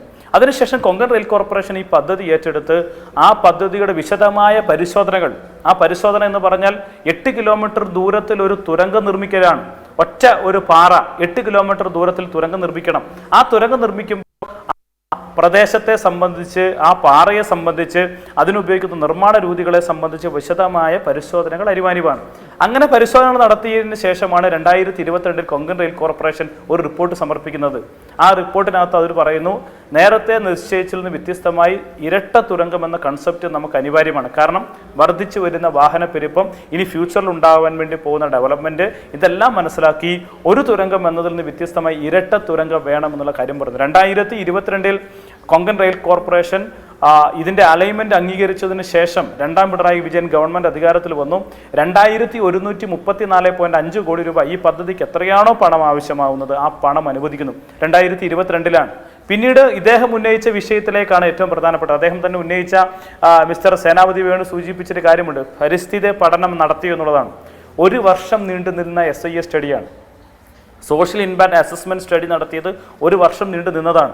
ഓരോ മേഖലയിലും ഉണ്ടാകുന്ന വേനൽക്കാലത്തും മഴക്കാലത്തും ഒക്കെ ഉണ്ടാകുന്ന ഈ തുരങ്കം കടന്നു പോകുന്ന മേഖലയിൽ ഉണ്ടാകുന്ന ഓരോ വ്യതിയാനങ്ങളെ സംബന്ധിച്ച് കൃത്യമായി പഠിച്ച് റിപ്പോർട്ട് ഉണ്ടാക്കി ആ റിപ്പോർട്ടിൻ്റെ ഭാഗമായി ആളുകളുടെ മുന്നിലേക്ക് ഇത് പ്രസന്റ് ചെയ്ത് അവരുടെ ഒപ്പീനിയൻ എടുത്തു. കോഴിക്കോട് കളക്ടറേറ്റിലും കൽപ്പറ്റ കളക്ടറേറ്റിലും ഇതിൻ്റെ ഒപ്പീനിയൻ ശേഖരിച്ച് അവരുടെ അഭിപ്രായങ്ങൾ ശേഖരിച്ച് അതിൽ നിന്നൊരു റിപ്പോർട്ട് ഉണ്ടാക്കിയാണ് സംസ്ഥാന പരിസ്ഥിതി വകുപ്പിനും കേന്ദ്ര പരിസ്ഥിതി വകുപ്പിനും കൊടുക്കുന്നത്. 1 വർഷം നീണ്ടു നിന്ന പഠനമാണ്. അതിനെ നമ്മൾ നിസ്സാരമായി കാണരുത്. ഇതോടൊപ്പം നടക്കേണ്ടുന്ന ഒരു നടപടിക്രമമായിരുന്നു ഭൂമി ഏറ്റെടുക്കൽ. 33 ഹെക്ടർ ഭൂമി ഏറ്റെടുത്തു. 33 ഹെക്ടർ ഭൂമി ഏറ്റെടുക്കുന്നതിൽ 16 ഹെക്ടർ സ്വകാര്യ ഭൂമിയാണ്, 17 ഹെക്ടർ വനഭൂമിയായിരുന്നു. ഈ 17 ഹെക്ടർ വനഭൂമി ഏറ്റെടുത്ത് അതിന് പകരം 34 ഹെക്ടർ സ്ഥലം അവർക്ക് വിട്ടു നൽകി, ഫോറസ്റ്റിൻ്റെ ക്ലിയറൻസ് വാങ്ങി ഈ ഭൂമി ഏറ്റെടുത്ത ആളുകൾക്ക് മുഴുവൻ നഷ്ടപരിഹാരം നൽകുന്നത് ഈ കാലയളവിലാണ്. ഈ പ്രവർത്തനം അതിൻ്റെ ഭാഗമായിട്ട് നടക്കണമല്ലോ. അതിനുശേഷം ഈ നടപടിക്രമങ്ങളെല്ലാം നടന്നതിന് ശേഷം നമ്മുടെ ഭൂമി ഏറ്റെടുക്കൽ ഉൾപ്പെടെയുള്ള കാര്യങ്ങൾ നടന്നതിന് ശേഷമാണ് നമ്മൾ പരിസ്ഥിതിയുടെ അനുമതിക്ക് വേണ്ടിയിട്ടുള്ള കാര്യങ്ങൾ നീക്കുന്നത്. പരിസ്ഥിതി അനുമതിക്ക് വേണ്ടി വിശദമായ പരിശോധനകൾ നടന്നു. സ്റ്റേറ്റ് പരിസ്ഥിതി വകുപ്പ് കൃത്യമായ ഇടപെടൽ നടത്തി. ആ സമയത്താണ് നമുക്കെല്ലാവർക്കും അറിയാവുന്ന വയനാട്ടിൽ ഒരു ദുരന്തമുണ്ടാകുന്നത്. ആ ദുരന്തത്തിൻ്റെ പശ്ചാത്തലത്തിൽ കൂടുതൽ പരിശോധനകളിലേക്ക് പോയി 40 കണ്ടീഷനുകൾ വെച്ചുകൊണ്ട് സംസ്ഥാന പരിസ്ഥിതി വകുപ്പ് നമുക്ക് അനുമതി നൽകി. ആ അനുമതി സെൻട്രൽ ഗവൺമെന്റിലേക്ക് പോയി. സെൻട്രൽ ഗവൺമെന്റ് കൂടുതൽ കാര്യങ്ങൾ പരിശോധിച്ചു. അവർ കൂടുതൽ കാര്യങ്ങൾ മുന്നോട്ട് വെച്ചു. അതിന്റെ അടിസ്ഥാനത്തിൽ അന്തിമമായ പാരിസ്ഥിതിക അനുമതി നമുക്ക് ജൂൺ മാസത്തിൽ ലഭ്യമാവുന്ന സാഹചര്യമുണ്ടായി. ഇത്രയും നടപടിക്രമങ്ങൾ, ഒരു ബൃഹത്തായ പദ്ധതി, നമുക്ക് കേട്ടുപരിചയമില്ലാത്ത സംസ്ഥാന ഗവൺമെന്റിന് കീഴിലെ ഒരു വകുപ്പും ഇതുവരെ ചെയ്യാത്ത ഒരു പദ്ധതി സെൻട്രൽ ഗവൺമെന്റിന് കീഴിലുള്ള ഒരു കൊങ്കൺ റെയിൽ കോർപ്പറേഷൻ എന്ന ഒരു പൊതുമേഖലാ സ്ഥാപനത്തെ കൊണ്ട് നടപ്പിലാക്കിച്ച് അതിൻ്റെ എല്ലാ ചുമതലകളും അവർക്ക് നൽകി SPV ആയി ചുമതലപ്പെടുത്തി ഈ നടപടിക്രമങ്ങളെല്ലാം പൂർത്തീകരിച്ച് നിർമ്മാണത്തിലേക്ക് കടക്കുന്നു എന്നുള്ളത് ഏറ്റവും പ്രധാനപ്പെട്ടതാണ്. അതിൻ്റെ നാൾ വഴികളെ സംബന്ധിച്ച് അത് ടെൻഡർ ചെയ്ത് നാളെ തന്നെ നിർമ്മാണം നടത്തിക്കൂടെ എന്ന് ചോദിക്കുന്നത് അബദ്ധജടിലമായിട്ടുള്ള വാദഗതിയാണ് എന്നുള്ളത് അദ്ദേഹത്തെ ഓർമ്മപ്പെടുത്തുകയാണ്. അദ്ദേഹം ഒരു കാരണവശാലും അതിനകത്ത് ടെൻഷൻ അടിക്കേണ്ട കാര്യമില്ല. കാരണം ഈ ഗവൺമെന്റ് തുടരും. ഈ ഗവൺമെന്റ് തുടരുന്നത് കൊണ്ട് തന്നെ അടുത്ത ഇടതുപക്ഷ ഗവൺമെന്റിന് ഈ പദ്ധതി ഉദ്ഘാടനം ചെയ്യാൻ വേണ്ടി കഴിയും. അതുകൊണ്ട് ആ കാര്യത്തിൽ അദ്ദേഹം എന്ത് ചെയ്യേണ്ടതില്ല. സേനാപതി വേണു അതിൻ്റെ ടെൻഷൻ അടിക്കേണ്ട. ഈ ഗവൺമെന്റിന്റെ തുടർച്ചയായി വരുന്ന ഇടതുപക്ഷ ഗവൺമെന്റ് തന്നെ ഈ പദ്ധതി ഉദ്ഘാടനം ചെയ്യും. തീർച്ചയായിട്ടും സമയബന്ധിതമായി പദ്ധതി പൂർത്തീകരിക്കാൻ വേണ്ടിയുള്ള ശ്രമമാണ് നടക്കുന്നത്. SPV ആയി കൊങ്കൺ റെയിൽ കോർപ്പറേഷനാണ് പ്രവർത്തിക്കുന്നത്. തീർച്ചയായിട്ടും ഈ പദ്ധതി സമയബന്ധിതമായി പൂർത്തീകരിച്ച് കമ്മീഷൻ ചെയ്യാൻ ആവശ്യമായ നടപടിക്രമങ്ങളാണ് സംസ്ഥാന ഗവൺമെന്റിന്റെ ഭാഗത്തുനിന്നുണ്ടാവുക. ശരി, ശ്രീ സേനാപതി വേണു, നിങ്ങൾ എതിർത്തതാണല്ലോ എന്ന് ഇനിയും തുരങ്കപാതയുടെ കാര്യത്തിൽ ചോദിക്കുന്നതിൽ അർത്ഥമില്ല. അത് ചത്ത കുഞ്ഞിന്റെ ജാതകം വായിക്കുന്ന പോലെയാകും നിർമ്മാണ ഉദ്ഘാടനം പോലും കഴിഞ്ഞ സാഹചര്യത്തിൽ. പക്ഷേ എങ്കിൽ പോലും ഈ അടുത്ത കാലത്ത് പ്രതിപക്ഷത്തിന്റെ ഭാഗത്ത് നിന്ന് കണ്ട എല്ലാ നിലപാടുകളും അങ്ങനെ തന്നെ ആയതുകൊണ്ടാണ് അത് വീണ്ടും ആവർത്തിച്ച് ചോദിക്കേണ്ടി വരുന്നത്. സിൽവർ ലൈനിന്റെ കാര്യത്തിലും ഇത് തന്നെയായിരുന്നല്ലോ ശ്രീ സേനാപതി വേണു നമ്മൾ കണ്ടത്. ഇപ്പോൾ നോക്കൂ, നിങ്ങൾക്ക് പിന്നിലേക്ക് പോകേണ്ടി വരുന്നു. പ്രതിപക്ഷ നേതാവ് ഇന്ന് ഈ വിഷയത്തിൽ ഒരു അഭിപ്രായവും പറയുന്നത് കാണുന്നില്ല. പക്ഷേ ശക്തമായി എതിർക്കുമെന്ന് പറഞ്ഞ പദ്ധതിയാണ്. മാത്രമാണോ കിഫ്ബിയാണ് ഇതിന്റെ ഫണ്ടിങ്ങിന്റെ ഏറ്റവും പ്രധാനപ്പെട്ട ഒരു സംഗതി എന്ന് പറയുന്നത്? കിഫ്ബിയോടുള്ള പ്രതിപക്ഷത്തിന്റെ സമീപനം എങ്ങനെയാണ് ശ്രീ സേനാപതി വേണു? വാസ്തവത്തിൽ വികസനം മുന്നിൽ കണ്ട് കഴിഞ്ഞ 10 വർഷക്കാലം ഇവിടെ അവതരിപ്പിക്കപ്പെട്ട പദ്ധതികളിൽ ഏതെങ്കിലും ഒന്നിന് പ്രതിപക്ഷം അനുകൂലമായി കൈകൊടുത്തിട്ടുണ്ടോ? അങ്ങനെ ഒരു നിലപാടും സ്വീകരിച്ച് എത്ര നാൾ മുന്നോട്ട് പോകാൻ കഴിയും? നോക്കൂ അശ്വത, നൂറ്റാണ്ട് മുമ്പ് കേരളം ചർച്ച ചെയ്ത ഒന്നാണ് എക്സ്പ്രസ് ഹൈവേ. അന്ന് എക്സ്പ്രസ് ഹൈവേക്കെതിരെ ഉയർന്നു വന്ന ആരോപണം എന്താണെന്നറിയോ? കേരളം 2ആയി വിഭജിക്കപ്പെടും, നീലാണ്ടൻ പശുവിനെയുമായിട്ട് അപ്പുറത്ത് പോയി കഴിഞ്ഞാൽ കിടാവ് ഇപ്പുറത്താകും, പശു അപ്പുറത്താകും എന്നൊക്കെയുള്ള എന്താ പറഞ്ഞ മുടന്തൻ ന്യായങ്ങൾ ഉന്നയിച്ചുകൊണ്ട് അന്ന് ആ പദ്ധതി നടപ്പിലാകുകയായിരുന്നുവെങ്കിൽ അന്ന് 5000 കോടിയാണ്. പക്ഷെ ഇന്ന് ആ പദ്ധതി നടപ്പിലാകണമെങ്കിൽ 25,000 50,000 കോടിയാകണം. ആ പദ്ധതി കേരളത്തിന്റെ മണ്ണിൽ ഇല്ലാതായി. ഞങ്ങൾ അങ്ങനെ വികസനത്തിന്റെ ഒരു കാര്യത്തിൽ ഏകപക്ഷീയമായി ഞങ്ങൾ ഉന്നയിച്ചിരിക്കുന്ന സംശയങ്ങൾ, ആ സംശയങ്ങളെ കുറിച്ചൊക്കെ കൃത്യമായ മറുപടികളും കാര്യങ്ങളും കിട്ടിയാൽ ആ കാര്യത്തിൽ ഗവൺമെന്റിന് ഞങ്ങളുടെ നിലപാടുകൾ ഇപ്പൊ ഏതായാലും ഇന്ന് വയനാട്ടിൽ നിന്നുള്ള MLA സിറ്റിക്ക് ഈ പരിപാടിയിൽ പങ്കെടുത്തതിൽ നിന്ന് എന്താണ് മനസ്സിലാക്കുന്നത്? ഏതായാലും രാഷ്ട്രീയമായിട്ട് ആ പദ്ധതിയെ എതിർക്കുന്നില്ല. അത് ജനങ്ങൾക്ക് ഗുണകരമായ രീതിയിൽ വരണം എന്ന് കോൺഗ്രസ് ആഗ്രഹിക്കുന്നു. പക്ഷേ ഞങ്ങൾ പശ്ചിമഘട്ടത്തിൽ ഞങ്ങൾ ഉന്നയിച്ച ചില സംശയങ്ങൾ അതിപ്പോഴും നിലനിൽക്കുന്നു. ഇവിടെ ബഹുമാന്യായ ശ്രീ ജോർജ് ജോസഫ് സാർ പറഞ്ഞൊരു കാര്യം, കുതിരാൻ ടണലിന്റെ ഒരു കാര്യത്തിൽ നമ്മളിപ്പോഴും നമ്മുടെ കൺമുമ്പിൽ കണ്ടുകൊണ്ടിരിക്കുന്നതല്ലേ അതിന്റെ നിർമ്മാണത്തിൽ ഉണ്ടാകുന്ന തടസ്സങ്ങളും അവിടെ ഉണ്ടായിരിക്കുന്ന റോഡ് ബ്ലോക്കുകളും. ഇതിനെ അപേക്ഷിച്ച് ഇപ്പം വരാൻ പോകുന്ന ഈ 8.5 കിലോമീറ്റർ അല്ലെങ്കിൽ 8.25 കിലോമീറ്റർ നീളത്തിലുള്ള ഈ ആനക്കാംപൊയിൽ കള്ളാടി മേപ്പാടി തുരങ്കത്തെ അപേക്ഷിച്ച് എത്രയോ ചെറുതാണ്. പക്ഷേ നമ്മൾ അവിടെ കാണുന്നത് എത്രയോ തടസ്സങ്ങളും മറ്റു കാര്യങ്ങളും എല്ലാം അവിടെ നമ്മൾ കാണുന്നു എന്നുള്ളത്. നമ്മളൊരു കാര്യം മനസ്സിലാക്കേണ്ടത്, ആധുനികമായ ഒരു കാലഘട്ടത്തിൽ പരമ്പരാഗതമായ നമ്മുടെ ചിന്താഗതിയും വിശ്വാസങ്ങളും ഒക്കെ നമ്മൾ ഒരുപാട് മാറ്റേണ്ടതായിട്ട് വരും. ശ്രീ ലിൻഡോ പറഞ്ഞ ഒരു കാര്യത്തെ ഞാൻ അംഗീകരിക്കുകയാണ്. കാരണം ഗുൽമാർഗിൽ നിന്ന് ലേയിലേക്കുള്ള ഭൂഗർഭ പാത, അപ്പോൾ ഹിമാലയൻ പർവ്വതങ്ങളാണ് ഏറ്റവും അധികം ഒരുപക്ഷെ പാരിസ്ഥിതിക ദുർബലമായിട്ടുള്ള പ്രദേശം. ബോർഡർ റോഡ് ഓർഗനൈസേഷൻ BRO എന്ന് പറയുന്ന കരസേനയുടെ നിയന്ത്രണത്തിലുള്ള എഞ്ചിനീയറിംഗ് വിംഗ് ആണ്. അതിലൊരു മലയാളി ഞാൻ മനസ്സിലാക്കുന്നത് ലഫ്റ്റനന്റ് ജനറൽ കണ്ണൂരുകാരനായ ഒരു പുരുഷോത്തമനോ, സബ്ജക്ട് ടു കറക്ഷൻ, അതെ, അദ്ദേഹമാണ് അതിന് നേതൃത്വം കൊടുത്തത്. അപ്പൊ ഞാൻ പറഞ്ഞത്, അദ്ദേഹത്തെ പോലുള്ള ആളുകളൊക്കെ ഉണ്ട്. ആ വിദഗ്ധന്മാരുടെ സഹായവും സേവനവും ഒക്കെ നമുക്ക് ഈ കാര്യത്തിൽ തേടാവുന്നതാണ്. അതിനകത്ത് രാഷ്ട്രീയം എല്ലാം മാറ്റി വെച്ചുകൊണ്ട് ഒരു നാടിന്റെ ഒരു വികസന കാര്യത്തിൽ നമുക്ക് അത് മുന്നോട്ട് പോകേണ്ടതാണ്. കാര്യത്തിൽ തർക്കമില്ല. പക്ഷേ നമ്മുടെ മുമ്പിലുള്ള ചില അനുഭവങ്ങൾ ഞാൻ ഒരു മിനിറ്റ് അഷിതയെ ഞാൻ ചൂണ്ടിക്കാണിക്കുന്നത് പള്ളിവാസൽ പദ്ധതിയുടെ 2ാം എക്സ്റ്റൻഷനാണ്. 250 കോടി രൂപയ്ക്ക് തീരേണ്ട പദ്ധതി ഇന്ന് 1700 കോടി രൂപ മുടക്കിയിട്ടും കമ്മീഷൻ ചെയ്യാൻ ഇപ്പോഴും കഴിയുന്നില്ല. 8-10 വർഷങ്ങൾക്ക് മുമ്പ് 250 കോടിയിൽ തീരേണ്ട ഒരു പദ്ധതി എന്തായിരുന്നു എന്ന് ചോദിച്ചാൽ, ഇവിടെ ലിൻഡോ പറഞ്ഞതുപോലെ അപ്പുറത്തുനിന്ന് ഇപ്പുറത്തുനിന്ന് ടണൽ തുറന്നു വരിക, പാറ. പക്ഷെ നടുക്ക് വന്നപ്പോൾ പാറയില്ല, മണ്ണാണ്. തുറക്കുന്ന ഭാഗം താഴോട്ട് പോകുന്നു. അപ്പൊ അതിന് ഉപദേശം തേടി കൊങ്കൺ റെയിൽവേയുടെ ശ്രീധരന്റെ. അപ്പൊ ശ്രീധരൻ വന്ന അതിൻ്റെ അകത്ത് പറഞ്ഞത്, പൈലിംഗ് നടക്കുന്നതിനോടൊപ്പം കോൺക്രീറ്റും കൂടെ നടക്കണം. അതിന് സംവിധാനം ഇന്ത്യയിലില്ല. അപ്പോ ചൈനയിൽ നിന്ന് ഒരു യന്ത്രം ഇറക്കുമതി ചെയ്യണം. അന്ന് അതിന്റെ കോസ്റ്റ് 60 കോടി രൂപ. അപ്പോൾ ഇലക്ട്രിസിറ്റി ബോർഡ് പറഞ്ഞു, ഞങ്ങൾ 250 കോടിയുടെ പദ്ധതിക്ക് ഇനി 60 കോടി രൂപ അഡീഷണൽ ആയിട്ട് വെക്കാൻ പറ്റത്തില്ല, അതുകൊണ്ട് യന്ത്രം കൊണ്ടുവരാൻ പറ്റത്തില്ല. അപ്പോൾ പൈലിംഗ് നടക്കുന്നതോടൊപ്പം കോൺക്രീറ്റ് നടക്കാതെ വന്ന് ഇത് ഇടിഞ്ഞിടിഞ്ഞ് ഇപ്പൊ 1750 കോടി രൂപ മുതൽ മുടക്കിയിട്ടും ടണൽ പൂർത്തീകരിക്കാത്ത സ്ഥിതിവിശേഷം. ഞാൻ പറഞ്ഞു വന്നത്, ഈ ഭൂമിക്കടിയിലൂടെ നടക്കുന്ന ഇത്തരം നിർമ്മാണങ്ങളിലൊക്കെ വളരെ ശാസ്ത്രീയവും ഗഹനവുമായ പഠനങ്ങൾ, കാരണം വെറുതെ നമ്മൾ എവിടെയെങ്കിലും തുളച്ച് കൊണ്ടുപോകുന്ന ഒന്നല്ലല്ലോ. ഇനി അതോടൊപ്പം തന്നെ ശ്രീ ജോർജ് ജോസഫ് പറഞ്ഞൊരു കാര്യത്തിൽ വളരെ പ്രസക്തമായ ഒരു കാര്യം, കാരണം ഇതിന്റെ ഒരു കപ്പാസിറ്റി, ഇപ്പോ ശ്രീനഗറിലേക്ക് പോകുമ്പോൾ ബനിയാൾ എന്ന് പറയുന്ന ഒരു സ്ഥലത്ത് ജവഹർ ടണൽ അപ്പുറത്തോടെ ഇപ്പുറത്തെ 40 കിലോമീറ്റർ ചുറ്റി പോകേണ്ട ഒരു മല, മറ്റു വാഹനങ്ങൾ പോകാൻ പറ്റാത്തൊരു സാധനമാണ് ഇതിന്റെ അടിയിൽ കൂടെ പോകുന്നത്. വലിയ ഒരു 1.5-2 കിലോമീറ്റർ. ഞാൻ ആദ്യമായിട്ട് പോകുന്ന ഒരു ടണൽ യാത്ര നടത്തുന്ന അവിടെയാണ്. അപ്പോ ഞാൻ പറഞ്ഞതെന്ന് വെച്ചാൽ, അവിടെ വാഹനങ്ങളുടെ ഒരു എണ്ണവും ബാഹുല്യവും കഴിഞ്ഞാൽ പിന്നെ അതിനപ്പുറത്തോട്ട് അതിൽ കടത്തിവിടാൻ പറ്റത്തില്ല. അപ്പം ഇതിനകത്തുമൊക്കെ നമ്മൾ ഈ ടണൽ നിർമ്മിക്കുമ്പോഴും ടൂറിസ്റ്റുകൾ ആയിരക്കണക്കിനോ ലക്ഷക്കണക്കിനോ വരുമെന്ന് പറഞ്ഞാലും 1 മിനിറ്റിൽ 1 മണിക്കൂറിൽ ഇതിൽ കൂടി കടത്തിവിടാവുന്ന വാഹനങ്ങളുടെ എണ്ണം, ഒരുപാട് കാര്യങ്ങൾ ഇതിനെക്കുറിച്ച് നമ്മൾ ശാസ്ത്രീയമായ ഗഹനമായ പഠനങ്ങൾ നടത്തേണ്ടതായിട്ടുണ്ട്. ആ പഠനങ്ങളൊക്കെ നടത്തി ഇത് വരുന്ന തലമുറയ്ക്ക് ഗുണകരമായ രീതിയിൽ ഇത് ഉണ്ടാകണമെന്നുള്ള കാര്യത്തിൽ ആർക്കും തർക്കമില്ല. അത് അങ്ങനെ തന്നെ ആയിക്കോട്ടെ. അതുകൊണ്ടാണ് അവിടെ വീണ്ടും ചില സംശയങ്ങൾ വരുന്നത്. ഇത് തന്നെയാണല്ലോ ഈ നിലയിൽ തന്നെ വളരെ ദീർഘവീക്ഷണത്തോടെ വിഭാവനം ചെയ്തൊരു പദ്ധതി, അത് ഞാൻ സൂചിപ്പിച്ചതുപോലെ കേരളയിൽ അത് നമ്മുടെ മുന്നിൽ നിൽക്കുകയാണ്. അപ്പോൾ ഈ നിലയിൽ തന്നെ വലിയ പ്രതിഷേധം പ്രതിപക്ഷം ഉയർത്തുകയാണ്. ഒരു നിലയിലും അനുവദിക്കില്ല എന്ന് പറയുകയാണ്. തുരങ്കപാതയുമായി ബന്ധപ്പെട്ടും അതേ നിലപാട് ആദ്യം ഉണ്ടായിരുന്നു. അതാണല്ലോ വി ഡി സതീശന്റെ പ്രതികരണം കാട്ടുന്നത്. പക്ഷേ താങ്കൾ തന്നെ പറഞ്ഞതുപോലെ, ഒരു മിനിറ്റ് താങ്കൾ തന്നെ പറഞ്ഞതുപോലെ, ഇന്നിപ്പോൾ ടി സിദ്ദീഖ് ആ വേദിയിൽ വന്നതിന് അനുകൂലമായി നിലപാടെടുക്കുമ്പോൾ ഏതോ ഒരു പോയിന്റിൽ നിങ്ങളുടെ അഭിപ്രായ ഭിന്നത മാറിയിട്ടുണ്ട്. പക്ഷേ അത് മാറ്റാനായി വി ഡി സതീശനെയോ മറ്റ് നേതാക്കളെയോ പ്രത്യേകം മുഖ്യമന്ത്രിയോ ഭരണപക്ഷത്ത് നിൽക്കുന്ന ആരുമോ പോയി കണ്ടതായി നമ്മുടെ അറിവിലുമില്ല.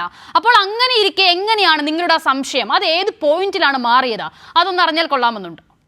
അല്ല, ഞാൻ പറഞ്ഞല്ലോ ഇതിനെക്കുറിച്ച് ഞങ്ങൾ ഉന്നയിച്ച സംശയങ്ങൾ. ആ സംശയങ്ങൾ അത് പാരിസ്ഥിതിക പഠനം, പ്രത്യേകിച്ച് ഈ 2-3 വലിയ ഉരുൾപൊട്ടലും ദുരന്തങ്ങളും മണ്ണിടിച്ചിലും ഒക്കെ നടന്ന ഒരു പർവ്വതത്തിന് താഴെ കൂടി നടത്തുന്ന ഒരു നിർമ്മാണം, ആ നിർമ്മാണത്തിൽ അതിന് ഉണ്ടാകാൻ ഉള്ള സാധ്യതയുള്ള പാരിസ്ഥിതികമായ വെല്ലുവിളികൾ ഇവിടെ പറഞ്ഞല്ലോ. 1 വർഷക്കാലം നീണ്ടുനിന്ന പാരിസ്ഥിതിക ആഘാത പഠനമൊക്കെ നടത്തി, ആ പഠനങ്ങൾ നടത്തി എന്നും അത് അവിടെ നിർമ്മിക്കുന്നതിന് അനുമതി കൊടുക്കാമെന്നും കേന്ദ്ര സർക്കാരിന്റെ ഭാഗത്തു നിന്ന് അനുമതികൾ ലഭിക്കുമ്പോൾ പിന്നെ ഞങ്ങൾ അതിനെ രാഷ്ട്രീയമായ കാരണങ്ങളാൽ ഏതെങ്കിലും ഒരു പദ്ധതിയെ രാഷ്ട്രീയമായ അപ്പോൾ ഒരു പദ്ധതി വിഭാവനം ചെയ്യുമ്പോൾ ഈ പഠനങ്ങൾ ഒന്നും നടത്താതെ അങ്ങ് നിർമ്മാണം തുടങ്ങും എന്ന് വിചാരിച്ചിട്ടാണോ ഒരു പദ്ധതിയുടെ കാര്യം പറയുമ്പോൾ മുതൽ തന്നെ എതിർക്കുന്നത്? ഏതൊരു സർക്കാരായാലും ഒരു പദ്ധതി വിഭാവനം ചെയ്യുമ്പോൾ, ഒരു മിനിറ്റ് ചോദ്യം പൂർത്തിയാക്കട്ടെ, ഏതൊരു സർക്കാരായാലും ഒരു പദ്ധതി വിഭാവനം ചെയ്യുമ്പോൾ അതിന്റെ രീതികൾ, അത് ഈ പറയുന്ന പാരിസ്ഥിതിക പഠനമടക്കം അത് നടത്തുമല്ലോ.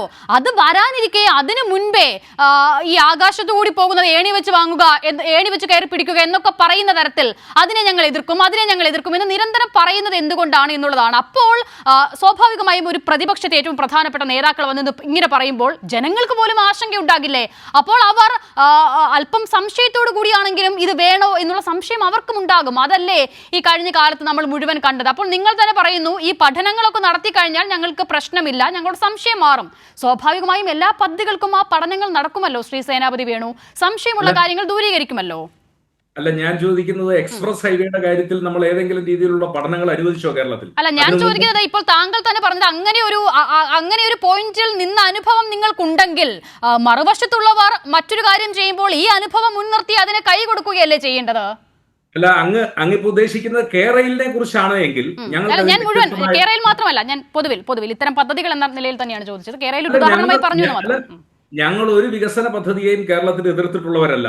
ഒരു വികസന പദ്ധതിയെയും കേരളത്തിൽ, വികസന പദ്ധതികളെ എല്ലാ കാലഘട്ടത്തിലും എതിർക്കുന്ന ആളുകൾ അത് കാലാകാലങ്ങളിൽ കേരളത്തിലെ ഇടതുപക്ഷക്കാരാണ്. കാരണം നെടുമ്പാശ്ശേരി വിമാനത്താവളത്തിന് ഭൂമി അക്വയർ ചെന്നപ്പോൾ അന്നത്തെ ഡിവൈഎഫ്ഐയുടെ സംസ്ഥാന ജനറൽ സെക്രട്ടറി സഖാവ് എസ് ശർമ്മ പ്രസംഗിച്ചത് എന്റെ നെഞ്ചത്തുകൂടിയേ ഈ വിമാനം ഇറങ്ങാൻ ഞങ്ങൾ അനുവദിക്കുകയുള്ളൂ എന്നുള്ളതാണ്. അതാണ് മൂർഖൻ പറമ്പിൽ ഞങ്ങൾ വിമാനത്താവളത്തിന് സ്ഥലമെടുക്കുമ്പോൾ കേരളത്തിൽ എല്ലായിടത്തും ഏത് വികസന പദ്ധതികൾ കേരളത്തിൽ വന്നാലും ആ വികസന പദ്ധതികൾക്കെല്ലാം എതിരെ സമരം നടത്തിയിട്ടുള്ളത്. പ്രത്യേകിച്ച് ഇടതുപക്ഷത്തിന്റെ ശാസ്ത്ര സാഹിത്യ പരിഷത്ത് പോലുള്ള സംഘടനകൾ അവർ എല്ലാ കാലഘട്ടത്തിലും ഈ രീതിയിലുള്ള വിരുദ്ധമായ നിലപാടുകൾ സ്വീകരിച്ചിട്ടുള്ളതാണ്. ആ വിരുദ്ധമായ നിലപാടുകൾ കേരളത്തിന് ഒരിക്കലും ഭൂഷണമല്ല. ഒറ്റ സംശയം കൂടി. ഇപ്പോൾ താങ്കൾ പറഞ്ഞതുപോലെ കേരളത്തിലെ എല്ലാ വികസന പ്രവർത്തനങ്ങൾക്കും എതിര് നിന്നത് ഇടതുപക്ഷത്തെ ആളുകളാണെങ്കിൽ കഴിഞ്ഞ 10 വർഷത്തിനുള്ളിൽ നമുക്ക് എണ്ണമിട്ട് പറയാവുന്ന ഒരുപാട് വികസന പദ്ധതികൾ നമ്മുടെ മുന്നിലുണ്ടല്ലോ, ഈ LDF സർക്കാരിന്റെ നേതൃത്വത്തിൽ വന്നത്. അപ്പോൾ ആ നിലയിൽ നിങ്ങൾ പിന്തുണ കൊടുത്ത പദ്ധതികൾ ഏതൊക്കെയാണ്? അതൊന്ന് പറയാമോ? അല്ല, ഏത് പദ്ധതിയാണ്? ഞങ്ങൾ കൊണ്ടുവന്ന വിഴിഞ്ഞം തുറമുഖ പദ്ധതി അതിന്റെ തുടർച്ചയല്ലേ ഉള്ളൂ. കണ്ണൂർ വിമാനത്താവളം അവിടെ പരീക്ഷണ പറക്കൽ നടത്തിയതിനു ശേഷമാണ് ഞങ്ങളുടെ ഗവൺമെന്റ് പോയത്. കൊച്ചിൻ മെട്രോ ഞങ്ങൾ ഏതാണ്ട് 99% പൂർത്തീകരിച്ചതിന് ശേഷമുള്ള പദ്ധതികൾ മാത്രമല്ലേ ഇടതുപക്ഷത്തിന്റെ ഭാഗത്തുണ്ട്. ഇനി ഗെയിൽ പൈപ്പ് ലൈനിന്റെ കാര്യത്തിലാണെങ്കിൽ ഭൂമിക്കടിയിലൂടെ വരുന്ന ബോംബാണ് എന്ന് പറഞ്ഞ് സമരം നടത്തിയത് ബി രാജീവിന്റെ നേതൃത്വത്തിലാണ്. അപ്പൊ എല്ലാ കാലഘട്ടത്തിലും കേരളത്തിൽ നടക്കുന്ന വികസന പ്രവർത്തനങ്ങളെ എതിർത്ത ഒരു ചരിത്രം ആ സംസ്കാരവുമാണ് കേരളത്തിലെ ഇടതുപക്ഷത്തിലുള്ളത്. ഒരു മിനിറ്റ് ജോർജ് ജോസഫ്, ഞാൻ അങ്ങയിലേക്ക് വരാം. ലിൻഡോ, അപ്പോൾ ഇങ്ങനെ ആദ്യഘട്ടത്തിൽ സേനാപതി വേണു ചോദിച്ചു, നിങ്ങൾ അവസാന കാലത്ത് തുടങ്ങി വെച്ചിട്ട് പോകുന്നത് തെരഞ്ഞെടുപ്പ് സ്റ്റണ്ട് അല്ലേ? അപ്പോൾ ഇങ്ങനെ ഒരു ആരോഗ്യകരമായ ചർച്ചയെ വില കുറഞ്ഞ പൊളിറ്റിക്സിലേക്ക് കൊണ്ടുപോകാൻ ഉദ്ദേശമില്ലാത്തത് കൊണ്ടാണ് ഞാൻ അദ്ദേഹത്തോട് ഇപ്പോൾ സേനാപതി തന്നെ അത് പറയുന്നു, അവർ തന്നെ കല്ലിട്ടിട്ട് പോയ പദ്ധതികളായിരുന്നു ഇതൊക്കെയെന്ന്. അപ്പോൾ ആ ചോദ്യമാണ് അവർ നിങ്ങളോട് ഇപ്പോൾ ചോദിച്ചത്, അത് അവിടെ നിൽക്കട്ടെ. അപ്പോൾ ഈ നിലയിൽ കോൺഗ്രസ്, UDF തുടങ്ങി വെച്ച പദ്ധതികൾ മാത്രം പൂർത്തീകരിക്കാനായിരുന്നോ ഈ 10 വർഷം?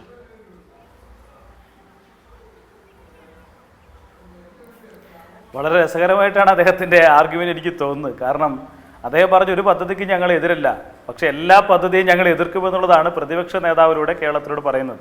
ഇപ്പം ഇന്നലെയാണ് ഒരു ഹൈക്കോടതിയുടെ ഒരു വിധി പ്രസ്താവന പുറത്തു വന്നത്. K-ഫോണെതിരെ പരാതിയുമായി പോയതാണ്. എന്താണ് അദ്ദേഹം പറഞ്ഞത്? പബ്ലിസിറ്റി മാനിയാണോ എന്ന് പരിശോധിക്കണമെന്നാണ് ഹൈക്കോടതി പ്രതിപക്ഷ നേതാവിനോട് ചൂണ്ടിക്കാട്ടിയത്. അപ്പോൾ അദ്ദേഹത്തിൻ്റെ നിലപാടെന്താണ്? ഈ പദ്ധതി എതിർക്കുമെന്നുള്ളതാണ്. K. സുധാകരൻ KPCCയുടെ പ്രസിഡന്റായിരിക്കുന്ന ഘട്ടത്തിലാണ് കേരളത്തിൽ അങ്ങോളം ഇങ്ങോളം കുറ്റിപറിക്കലായിരുന്നു പ്രധാനപ്പെട്ട സമരം. കേരളയിലിട്ട കുറ്റി ഞങ്ങൾ പറിക്കും, കുറ്റിപറിക്കൽ ഒരു സമരമാക്കി മാറ്റിയവരാണ് വളരെ രസകരമായിട്ടുള്ള സ്റ്റേറ്റ്മെന്റ് നടത്തുന്നത്. തീരദേശ ഹൈവേ, തീരദേശ മേഖലയിലൂടെ സംസ്ഥാന ഗവൺമെന്റ് തീരദേശത്തെ മുഴുവൻ കണക്ട് ചെയ്യുന്ന തീരദേശ ഹൈവേ വന്നപ്പോൾ ആ പദ്ധതിയെ ഞങ്ങൾ എതിർക്കും എന്ന് പറഞ്ഞ് പ്രതിപക്ഷ നേതാവാണ്. ഇപ്പോൾ ആനക്കാമ്പൽ കള്ളാടി മേപ്പാട് തുരങ്കപാത അത് ഞങ്ങൾ അനുവദിക്കുകയില്ല എന്ന് പറഞ്ഞത് പ്രതിപക്ഷ നേതാവാണ്. നിങ്ങൾ തുടങ്ങിയ പദ്ധതികൾ എന്ന് പറയുന്ന പദ്ധതികൾ, ആ പദ്ധതികൾ പൂർത്തീകരിക്കാൻ അല്ലെങ്കിൽ നിങ്ങൾക്ക് പോലും പൂർത്തീകരിക്കാൻ കഴിയാൻ നിശ്ചലമായി നിന്നെടുത്ത് നിന്ന് പൂർത്തീകരിക്കാൻ ഈ ഗവൺമെന്റ് വേണ്ടി വന്നു. ഗെയിൽ പൈപ്പ് ലൈനിന്റെ കാര്യം സൂചിപ്പിച്ചല്ലോ. ഗെയിൽ പൈപ്പ് ലൈൻ എന്ന് പറഞ്ഞ പദ്ധതി നടപ്പിലാക്കുന്ന ഘട്ടത്തിൽ ആ പദ്ധതി എന്താണ് എങ്ങും എത്താത്ത നിലയിൽ നിശ്ചലമായി നിന്നൊരു ഘട്ടത്തിലാണ് ഒന്നാം പിണറായി വിജയൻ ഗവൺമെന്റ് അധികാരത്തിൽ വരുന്നത്. ആ ഗവൺമെന്റ് അധികാരത്തിൽ വരുമ്പോൾ കേരളത്തിന്റെ പ്രിയപ്പെട്ട മുഖ്യമന്ത്രി ആ പദ്ധതി നടപ്പിലാക്കുമെന്ന് പറഞ്ഞു. അന്നത്തെ BJPയുടെ സംസ്ഥാന പ്രസിഡന്റ് സുരേന്ദ്രൻ പറഞ്ഞൊരു കാര്യം എന്താണ്? ഗെയിൽ പൈപ്പ് ലൈൻ കമ്മീഷൻ ചെയ്യാൻ വേണ്ടി കഴിഞ്ഞാൽ കേരളത്തിന്റെ മുഖ്യമന്ത്രിയെ ഞാൻ അംഗീകരിക്കുമെന്നുള്ളതാണ്. ഗെയിൽ പൈപ്പ് ലൈൻ കമ്മീഷൻ ചെയ്തില്ലേ? ഏതെല്ലാം നിലയിലുള്ള എതിർപ്പുകളാണ്. ഇപ്പോൾ ഞാൻ താമസിക്കുന്ന എൻ്റെ മണ്ഡലമായ തിരുവമ്പാടി മണ്ഡലത്തിൽ നടു റോട്ടിലാണ് സമരം നടന്നത്. ടയർ കൂട്ടിയിട്ട് കത്തിച്ച് നിസ്കരിച്ച് നടു റോട്ടിൽ നിസ്കരിച്ച് അതിനെ മറ്റൊരു മേഖലയിലേക്ക് കൊണ്ടുപോകുന്ന നിലയിൽ പോലും സമരം നടത്തിയതിന് നേതൃത്വം നൽകിയവരാണ് ഇവർ, ഗെയിൽ പൈപ്പ് ലൈനുമായി ബന്ധപ്പെട്ടുകൊണ്ട്. അങ്ങനെ എത്ര കാര്യങ്ങൾ. ദേശീയപാതയുടെ സ്ഥിതി എന്താണ്?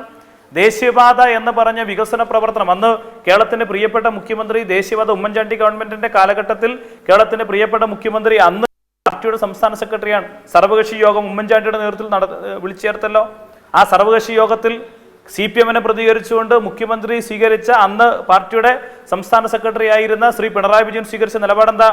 ദേശീയപാത 45 മീറ്റർ നടപ്പിലാക്കണമെന്നുള്ള നിലപാടാണ്. ആ സർവകക്ഷി യോഗത്തിന്റെ ഐക്യകണ്ഠേനയുള്ള തീരുമാനത്തിന്റെ ഭാഗമായി എല്ലാ രാഷ്ട്രീയ പാർട്ടികളും ഒന്നിച്ചംഗീകരിച്ചു, ദേശീയപാത വികസനം നമുക്ക് നടപ്പിലാക്കണം. ഉമ്മൻചാണ്ടി ഗവൺമെന്റ് നടപ്പിലാക്കാൻ വേണ്ടി കഴിഞ്ഞോ? ഉമ്മൻചാണ്ടി ഗവൺമെന്റ് എന്താ ചെയ്തത്? കഴിഞ്ഞ UDF ഗവൺമെന്റ് എന്താ ചെയ്തത്? ഈ പദ്ധതിക്ക് വേണ്ടിയിട്ടുള്ള അവിടുന്നും ഇവിടുന്നുമൊക്കെ കുറെ പരിസ്ഥിതിവാദികൾ ഉണ്ടാക്കുന്ന സമരത്തിന് മുന്നിൽ മുട്ടുമടക്കി ആ പദ്ധതി ഉപേക്ഷിച്ചു. എന്താണ്? ദേശീയപാത NHAയുടെ ഓഫീസ് പൂട്ടി താക്കോലുമായി NHA പോകുന്ന സാഹചര്യം ഉണ്ടായി. ഒന്നാം പിണറായി വിജയൻ ഗവൺമെന്റ് അധികാരത്തിൽ വന്നപ്പോൾ NHAനെ വിളിച്ചു വരുത്തി അതിന്റെ വേണ്ടി വന്ന കോമ്പൻസേഷൻ എത്രയാണ്? 5600 കോടി രൂപ. ഭൂമി ഏറ്റെടുക്കലിന് നഷ്ടപരിഹാരം 25% തുക കേന്ദ്ര ഗവൺമെന്റിൽ അങ്ങോട്ട് അടയ്ക്കണമെന്നുള്ള കേന്ദ്ര ഗവൺമെന്റിന്റെ ഇതിനൊരു ഫൈൻ പോലെ ചുമത്തിയ പിഴ ഈടാക്കിയിട്ടാണെങ്കിലും ഈ പദ്ധതി നടപ്പിലാക്കണമെന്ന് നിശ്ചയദാർഢ്യത്തിന്റെ ഭാഗമായിട്ടാണ് ഈ പദ്ധതി നടപ്പിലാകുന്നത്. ദേശീയപാതയുടെ നിർമ്മാണ പ്രവൃത്തി നടത്തുമ്പോൾ അവിടെ കുണ്ടുണ്ട് കുഴിയുണ്ട് എന്ന് പറഞ്ഞിട്ട് ചർച്ച ചെയ്യുന്നതാണ് കാണിക്കുന്നത്.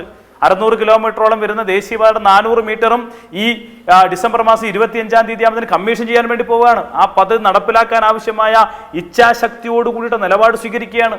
നേരത്തെ പ്രതിപക്ഷ നേതാവ് ആനക്കാമ്പിൽ കള്ളാടി മേപ്പാടി തുരങ്കപാതയെ എതിർക്കുന്നതിന്റെ ഭാഗമായി അദ്ദേഹം ഈ പദ്ധതി നടപ്പിലാക്കാനേ അനുവദിക്കില്ല എന്നുള്ള സ്റ്റേറ്റ്മെന്റ് നടത്തിയ കാര്യം സൂചിപ്പിച്ചു. അതുപോലെ കുറെ പരിസ്ഥിതിവാദികൾ ഇതിന്റെ ഭാഗമായി, പരിസ്ഥിതിവാദികൾ എന്ന് പറയാൻ വേണ്ടി കഴിയില്ല, കപട പരിസ്ഥിതിവാദികൾ, നിക്ഷിപ്ത താല്പര്യത്തിന്റെ ഭാഗമായി ഇറങ്ങിയിരിക്കുന്ന കപട പരിസ്ഥിതിവാദികൾ എന്ന് ഉപയോഗിച്ച ആ ഭാഗം ക്ഷമിക്കണം, അവർക്ക് ഒരു വ്യസനം ഉണ്ടാകാൻ വേണ്ടി പാടില്ല. കപട പരിസ്ഥിതിവാദികളായിട്ടുള്ള ആളുകൾ പ്രതിഷേധവുമായി ഇപ്പോഴും നിൽക്കുന്നുണ്ട്. എന്നാൽ പിന്നെ ആ പ്രതിഷേധത്തിന് മുന്നിൽ മുട്ടുമടക്കാൻ വേണ്ടിയിട്ടാണ് ഈ ഗവൺമെന്റ് തീരുമാനിച്ചത്. ഏത് പ്രതിഷേധമുണ്ടായാലും ജനത്തിന് ആവശ്യമായ വികസന പ്രവർത്തനമാണ് എങ്കിൽ ആ വികസന പ്രവർത്തനം നടപ്പിലാക്കും എന്നതാണ് ഗവൺമെന്റിന്റെ ഉറപ്പ്. അതാണ് ഞാൻ നേരത്തെ ആദ്യമേ സൂചിപ്പിച്ചത്. ഇന്നത്തെ ഈ മുഖ്യമന്ത്രി പങ്കെടുക്കുന്ന ഉദ്ഘാടന ചടങ്ങിൽ താമരശ്ശേരി രൂപതയെ പ്രതിനിധീകരിച്ച് താമരശ്ശേരി രൂപതയുടെ ബഹുമാനായ മെത്രാൻ റെമിജിയോസ് ഇഞ്ചനാനിൽ പിതാവ് പങ്കെടുത്തു. അദ്ദേഹമാണ് 2016 അന്നത്തെ MLA-യോടൊപ്പം മുഖ്യമന്ത്രിയെ കണ്ട് നിവേദനം കൊടുക്കാൻ പോയ സംഘത്തിലുണ്ടായിരുന്ന പ്രധാനിയാണ്. അദ്ദേഹം പറഞ്ഞെന്താ? കേരളത്തിൽ നിശ്ചയദാർഢ്യമുള്ള പിണറായി വിജയൻ എന്ന മുഖ്യമന്ത്രി ഇല്ലായിരുന്നുവെങ്കിൽ ഈ പദ്ധതി നടപ്പിലാക്കാനേ കഴിയുമായിരുന്നില്ല എന്ന സ്റ്റേറ്റ്മെന്റാണ് നടത്തിയത്. അപ്പോൾ എതിർപ്പുകൾ ഉണ്ടാകും, ഈ പറയുന്ന പോലെ ആശങ്കകൾ ഉണ്ടാകും. ആശങ്കകൾ ഉള്ളവർക്ക് പരിഹാരം നിർദ്ദേശിക്കണം. എന്താണ് ആശങ്കകൾ? പരിഹാരം ഉണ്ടാക്കാനുള്ള മാർഗങ്ങൾ ഉണ്ടാക്കണം. ആശങ്കകൾ ഉണ്ടാക്കുന്നവരെ പറഞ്ഞു ബോധ്യപ്പെടുത്തണം.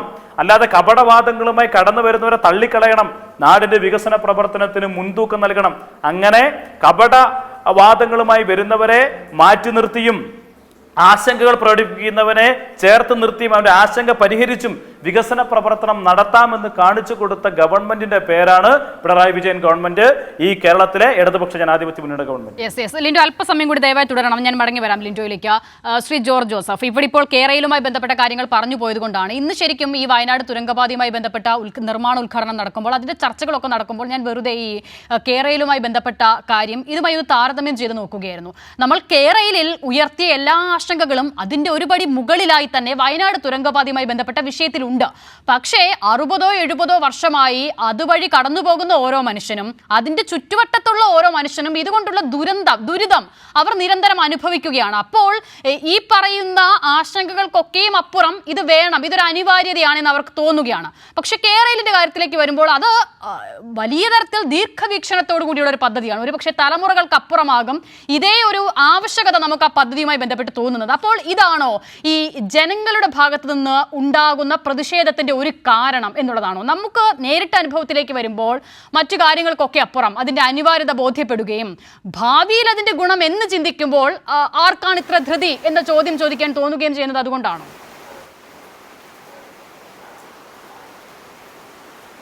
അല്ല, ഇപ്പോൾ നമ്മുടെ ദേശീയപാതയിൽ നടക്കുന്ന കാര്യം എന്താ? നമ്മുടെ ദേശീയപാതയിൽ ഇപ്പോൾ നമ്മുടെ തൃശ്ശൂർ മേഖലയിൽ പാലിയേക്കര ആയി ബന്ധപ്പെട്ട് ഉള്ള ബ്ലോക്കുകളും കാര്യങ്ങളെക്കുറിച്ച് നിരന്തരം മാധ്യമങ്ങൾ റിപ്പോർട്ട് ചെയ്തുകൊണ്ടിരിക്കുന്നുണ്ട്. അത് നമ്മൾ ആലോചിക്കുക. ഞാൻ നേരത്തെ ആദ്യം ചർച്ചയിൽ പറഞ്ഞ പോലെ തന്നെ ഇത് നേരത്തെ പൂർത്തീകരിക്കേണ്ട ഒരു കാര്യമാണ്. അപ്പോൾ അതിന് സംഭവിച്ചത് എന്താണ്? നേരത്തെ 30-40 വർഷങ്ങൾക്ക് മുമ്പ് നമ്മുടെ സംസ്ഥാനത്തെ വാഹനങ്ങളുടെ ഡെൻസിറ്റി, വാഹനങ്ങളുടെ എണ്ണം വളരെ കുറവായിരുന്നു.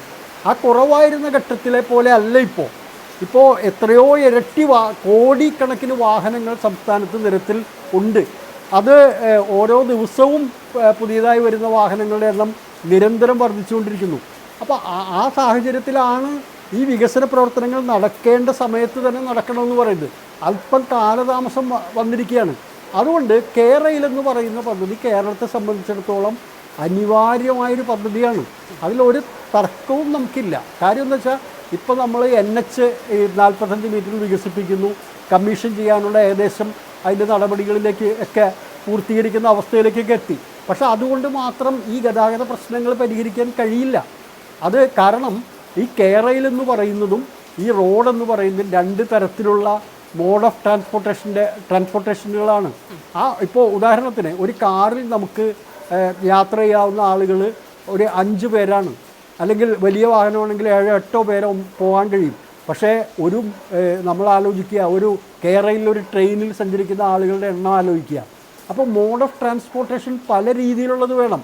അങ്ങനെയാണെങ്കിൽ ലോകത്ത് ഒരു രാജ്യത്ത് ഇപ്പോൾ റോഡ് ആണെങ്കിൽ ആ റോഡ് മാത്രം മതിയെന്ന് ഒരു രാജ്യവും തീരുമാനിക്കണില്ല. അവിടെ മെട്രോ ഉണ്ട്, ഇതുപോലെ തന്നെ ഹൈസ്പീഡ് ട്രെയിൻ ഉണ്ട്, ഇതിലെ കെ-റെയിൽ പോലെയുള്ള അതിവേഗത്തിൽ കുതിക്കുന്ന ട്രെയിനുകളുണ്ട്, റോഡുണ്ട്, ഇതെല്ലാം സംവിധാനമുണ്ട്. അപ്പോൾ ട്രാൻസ്പോർട്ടേഷൻ മോഡ് എന്ന് പറയുന്നത് ആധുനിക ലോകത്ത്, മാറുന്ന ലോകത്ത് ഒന്ന് മാത്രമായിട്ട് നമുക്ക് പരിമിതപ്പെടുത്താൻ കഴിയില്ല. അതാണ് അതിൻ്റെ പ്രശ്നം. അതുകൊണ്ട് ആ കെ-റെയിൽ പോലെയുള്ള, അതാണ് ഞാൻ പറഞ്ഞ അടിസ്ഥാന സൗകര്യ രംഗത്ത് വികസനം ഉണ്ടാകാതെ ഇന്നത്തെ സാഹചര്യത്തിൽ നിന്നുകൊണ്ട് ഇനി കേരളത്തിന് മുമ്പോട്ട് പോകാൻ കഴിയാത്ത അത്തരത്തിലുള്ള ഒരു കുപ്പിക്കഴുത്തിൽ അല്ലെങ്കിൽ ഒരു ബോട്ടിൽ നെക്കിൽ കേരളം അകപ്പെട്ട് കിടക്കുകയാണ്. അതുകൊണ്ട് ഇത് അഴിക്കാതിരിക്കാൻ നമുക്ക് പറ്റില്ല. അപ്പോൾ അതുകൊണ്ട് ഈ അനിവാര്യമായിട്ടുള്ള ഇപ്പോൾ കാസർഗോഡ് നിന്നും തിരുവനന്തപുരത്ത് ഒരു ചികിത്സയ്ക്ക് വരുന്ന ആൾക്ക് അല്ലെങ്കിൽ ഒരു കൺസൾട്ടേഷൻ ഒരു ഓഫീസിൽ വരുന്ന ഒരാൾക്ക് അവിടെ നിന്ന് ട്രെയിനിൽ കയറിയാൽ അന്ന് തന്നെ മടങ്ങാവുന്ന സിറ്റുവേഷനാണ് കെ-റെയിൽ പോലൊരു പ്രോജക്റ്റ് ഉണ്ടാവുന്നത്. റോഡ് ഉണ്ടായതുകൊണ്ട് അത് നടക്കണമെന്നില്ല. അപ്പോൾ അത്തരത്തിലുള്ള കാഴ്ചപ്പാടിലുള്ള മാറ്റം വരാതെ ഈ നമ്മളെപ്പോലുള്ളൊരു സംസ്ഥാനത്തിന്, നമ്മുടെ സംസ്ഥാനത്തിൻ്റെ പ്രശ്നം എന്താ? നമ്മുടെ സംസ്ഥാനം കേരള മോഡൽ എന്ന് പറഞ്ഞുകൊണ്ട് ഹ്യൂമൻ ക്യാപിറ്റൽ ഡെവലപ്മെൻറ്റിൻ്റെ കാര്യത്തിൽ വളരെ മുന്നേറാൻ കഴിഞ്ഞു. മറ്റു പല മേഖലകളിൽ നമുക്ക് വിദ്യാഭ്യാസത്തിലായാലും ആതുര ശുശ്രൂഷ രംഗത്തായാലും ഒക്കെ വളരെ മുന്നേറാൻ കഴിഞ്ഞപ്പോഴും നേരത്തെ ശ്രീ ലിൻഡോ ജോസഫ് ചൂണ്ടിക്കാണിച്ചതുപോലെയുള്ള ഈ പ്രശ്നങ്ങൾ നമുക്കുണ്ട്. സംസ്ഥാനത്തിൻ്റെ 33% വനമാണ്, ബാക്കി തീരപ്രദേശം നല്ലോണം കിടക്കുന്നു, ഇടയ്ക്ക് വരുന്ന ഭൂമിയിൽ കുറേ പ്രശ്നങ്ങൾ വേറെയുണ്ട്. അതുകൊണ്ട് നമുക്ക് ഈ വലിയ വലിയ കാര്യങ്ങൾക്ക് ഉപയോഗിക്കാവുന്ന രീതിയിലുള്ള ഭൂമി നമ്മുടെ അവൈലബിൾ അല്ലാത്തൊരു സിറ്റുവേഷനുണ്ട്. അതുകൊണ്ട് നമുക്ക് പല വ്യവസായങ്ങളും നടക്കാത്ത സ്ഥിതിവിശേഷമുണ്ട്. അതിന് നമുക്ക് അനുയോജ്യമായ രീതിയിലുള്ള ഒരു സ്ട്രാറ്റജി നമുക്ക്. അപ്പോൾ നോളജ് എക്കോണമി പോലുള്ള കാര്യങ്ങൾ അതിന് വേണ്ടത് എന്താണ്? അതിന് തീർച്ചയായിട്ടും അടിസ്ഥാന സൗകര്യ വികസനമാണ് ഉണ്ടാകേണ്ടത്. ഇപ്പോൾ കെ-ഫോൺ ആയാലും അതുപോലെ മറ്റ് നമുക്ക് എല്ലാവർക്കും നെറ്റ് സൗകര്യം ലഭിക്കുക, ആ കാര്യത്തിൽ സീംലെസ് ആയിട്ടുള്ളൊരു നമുക്കൊരു കണക്ടിവിറ്റി ഉണ്ടാവുക. ഇതെല്ലാം വരുന്നതോടുകൂടിയാണ് ഈ നോളജ് ഇക്കോണമി പോലുള്ള സംവിധാനത്തിൽ പ്രവർത്തിക്കാൻ കഴിയുള്ളൂ. അല്ലെങ്കിൽ ഉന്നത വിദ്യാഭ്യാസ രംഗത്തെ വികസന കുതിപ്പിന് ഒരു പശ്ചാത്തലമാകും. അപ്പോൾ ആ പശ്ചാത്തല സൗകര്യം ഒരുക്കുക എന്നുള്ളത് കേരളത്തെ സംബന്ധിച്ചിടത്തോളം ഇനി ഒരു മിനിറ്റ് പോലും താമസിക്കാൻ പറ്റാത്ത ക്രിട്ടിക്കൽ ജംഗ്ഷനിലാണ് ഇപ്പോൾ കേരളത്തിൻ്റെ വികസനം നിൽക്കുന്നത്. അതുകൊണ്ട് അതാണ് ഞാൻ ആദ്യമേ പറഞ്ഞു, നഷ്ടപ്പെട്ടത് പോയി. ആ നഷ്ടപ്പെട്ട അവസരങ്ങൾ അതിവേഗത്തിൽ തിരിച്ചു പിടിക്കുക. എത്ര ഫാസ്റ്റായിട്ട് നമുക്ക് തിരിച്ചു പിടിക്കാൻ കഴിയുമോ അത്രയും ഫാസ്റ്റായിട്ട് തിരിച്ചു പിടിക്കുമ്പോൾ ഇതിൻ്റെ പ്രശ്നം നമ്മുടെ പ്രശ്നമല്ല, നമ്മളെപ്പോലുള്ള എൻ്റെ തലമുറയിൽപ്പെട്ട ആളുകളുടെ ഒന്നും പ്രശ്നമല്ല. ഇത് ഭാവി തലമുറയ്ക്ക് വേണ്ട ഒരു കാര്യമാണ്. അവരാണ് നാളെ നമ്മളോട് ക്വസ്റ്റ്യൻ ചെയ്യാൻ പോകുന്നത്. ഇതൊക്കെ ഇങ്ങനെ ഇപ്പോഴും കിടക്കുകയാണ്. ഇപ്പോഴും നമ്മൾ പറയുന്നില്ല, നമ്മൾ യാത്രാ ദുരിതം അനുഭവിക്കുമ്പോൾ ഇതൊക്കെ എന്താണ് ഈ റോഡൊക്കെ ഇങ്ങനെ കിടക്കണേ, ഇതെന്ന് തീരേണ്ടതായിരുന്നു. അതാണ് പ്രശ്നം. അപ്പോൾ കാലതാമസം എന്ന് പറയുന്നത് ഇനി അങ്ങോട്ട് ലോകത്തെ ഇക്കണോമിക് ആയിട്ടുള്ള കാര്യങ്ങൾക്ക് കാലതാമസം സഹിച്ച് മുമ്പോട്ട് പോകാൻ കഴിയില്ല. മറ്റ് രാജ്യങ്ങൾ അതിവേഗത്തിലാണ് കുതിക്കുന്നത്. 650 കിലോമീറ്റർ വേഗതയിൽ ബുള്ളറ്റ് ട്രെയിനുകൾ പായുന്ന ചൈനയിലും ജപ്പാനിലും പോലുള്ള വികസനങ്ങൾ നമ്മൾ ആലോചിക്കുക. അതുകൊണ്ടുണ്ടായിട്ടുള്ള മാറ്റം ആലോചിക്കുക. തീർച്ചയായും ശ്രീ ജോർജ് ജോസഫ്, ഞാൻ അന്ന് ഇടപെടുകയാണ്. സേനാപതി അല്പസമയം ദയവായി തുടരും. ഞാൻ അങ്ങയിലേക്ക് വരാം. ഞാൻ ലിൻഡോയിലേക്ക് ഒരിക്കൽ കൂടി പോകുന്നു. ലിൻഡോ അല്പം മുമ്പ് ഒന്ന് ഒഴിവാക്കി കൊടുക്കണം ചർച്ചയിലെന്ന് പറഞ്ഞിരുന്നു. അതുകൊണ്ട് ഒരിക്കൽ കൂടി ലിൻഡോയിലേക്ക് പോകുകയാണ്. ലിൻഡോ, ഞാൻ മുൻപ് ശ്രീ സേനാപതിയോട് ചോദിക്കുന്ന ഘട്ടത്തിൽ ഉന്നയിച്ചു, നമ്മൾ ഇത്തരം പദ്ധതികളൊക്കെ കൊണ്ടുവരുമ്പോൾ ഇതിൻ്റെ ഫണ്ടിങ് ഏറ്റവും പ്രധാനപ്പെട്ട കാര്യമാണല്ലോ. അപ്പോൾ പല പദ്ധതികൾക്കും അടിസ്ഥാനം എന്തെന്ന് പരിശോധിക്കുമ്പോൾ, പല അടിസ്ഥാന സൗകര്യ വികസന പദ്ധതികളുടെയും മൂലധനം എന്തെന്ന് പരിശോധിക്കുമ്പോൾ അതിൽ വലിയൊരളവ് കിഫ്ബി വഹിക്കുന്നുണ്ട്. ഇപ്പോൾ താങ്കൾ ആദ്യഘട്ടത്തിൽ സൂചിപ്പിച്ചതുപോലെ എല്ലാ പദ്ധതികളെയും എതിർക്കുന്ന പ്രതിപക്ഷം ഏറ്റവും വലിയ അവർ തന്നെ പ്രതിപക്ഷത്ത് നിർത്തിയിരിക്കുന്ന ഒന്നാണ് കിഫ്ബി എന്നുള്ളത് കൂടിയുണ്ട്. അപ്പോൾ ആ കിഫ്ബി ഏത് നിലയിൽ ഈ പദ്ധതികൾക്ക്, ഈ നാടിന് ഗുണം നൽകുന്നുണ്ട് എന്നതുകൂടി അതിലേക്ക് കൂടി ശ്രീ ലിൻഡോ അല്പം മുന്നേ സേനാപതിയോട് ചോദിച്ചെങ്കിലും അദ്ദേഹം ആ വിഷയം സംസാരിച്ചില്ല. ഞാൻ മടങ്ങി അദ്ദേഹത്തിലേക്ക് അത് വരാം. അതിനു മുൻപ് ശ്രീ ലിൻഡോ.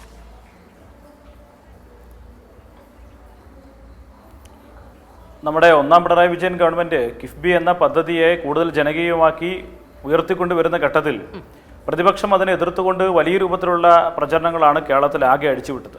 അന്ന് തന്നെ കേരളത്തിലെ ഗവൺമെൻറ് നയം വ്യക്തമാക്കിയിരുന്നു, 50,000 കോടി രൂപയുടെ വികസന പ്രവർത്തനം ഒരു 10, 25, 30 വർഷങ്ങൾക്ക് ശേഷം നടക്കുമെന്ന് കരുതപ്പെടുന്ന വികസന പ്രവർത്തനം ഇപ്പോഴേ പ്രായോഗികമായി കൊണ്ടുവരിക എന്നുള്ളതാണ് ഈ പദ്ധതിയുടെ ഏറ്റവും പ്രധാനപ്പെട്ട പദ്ധതി.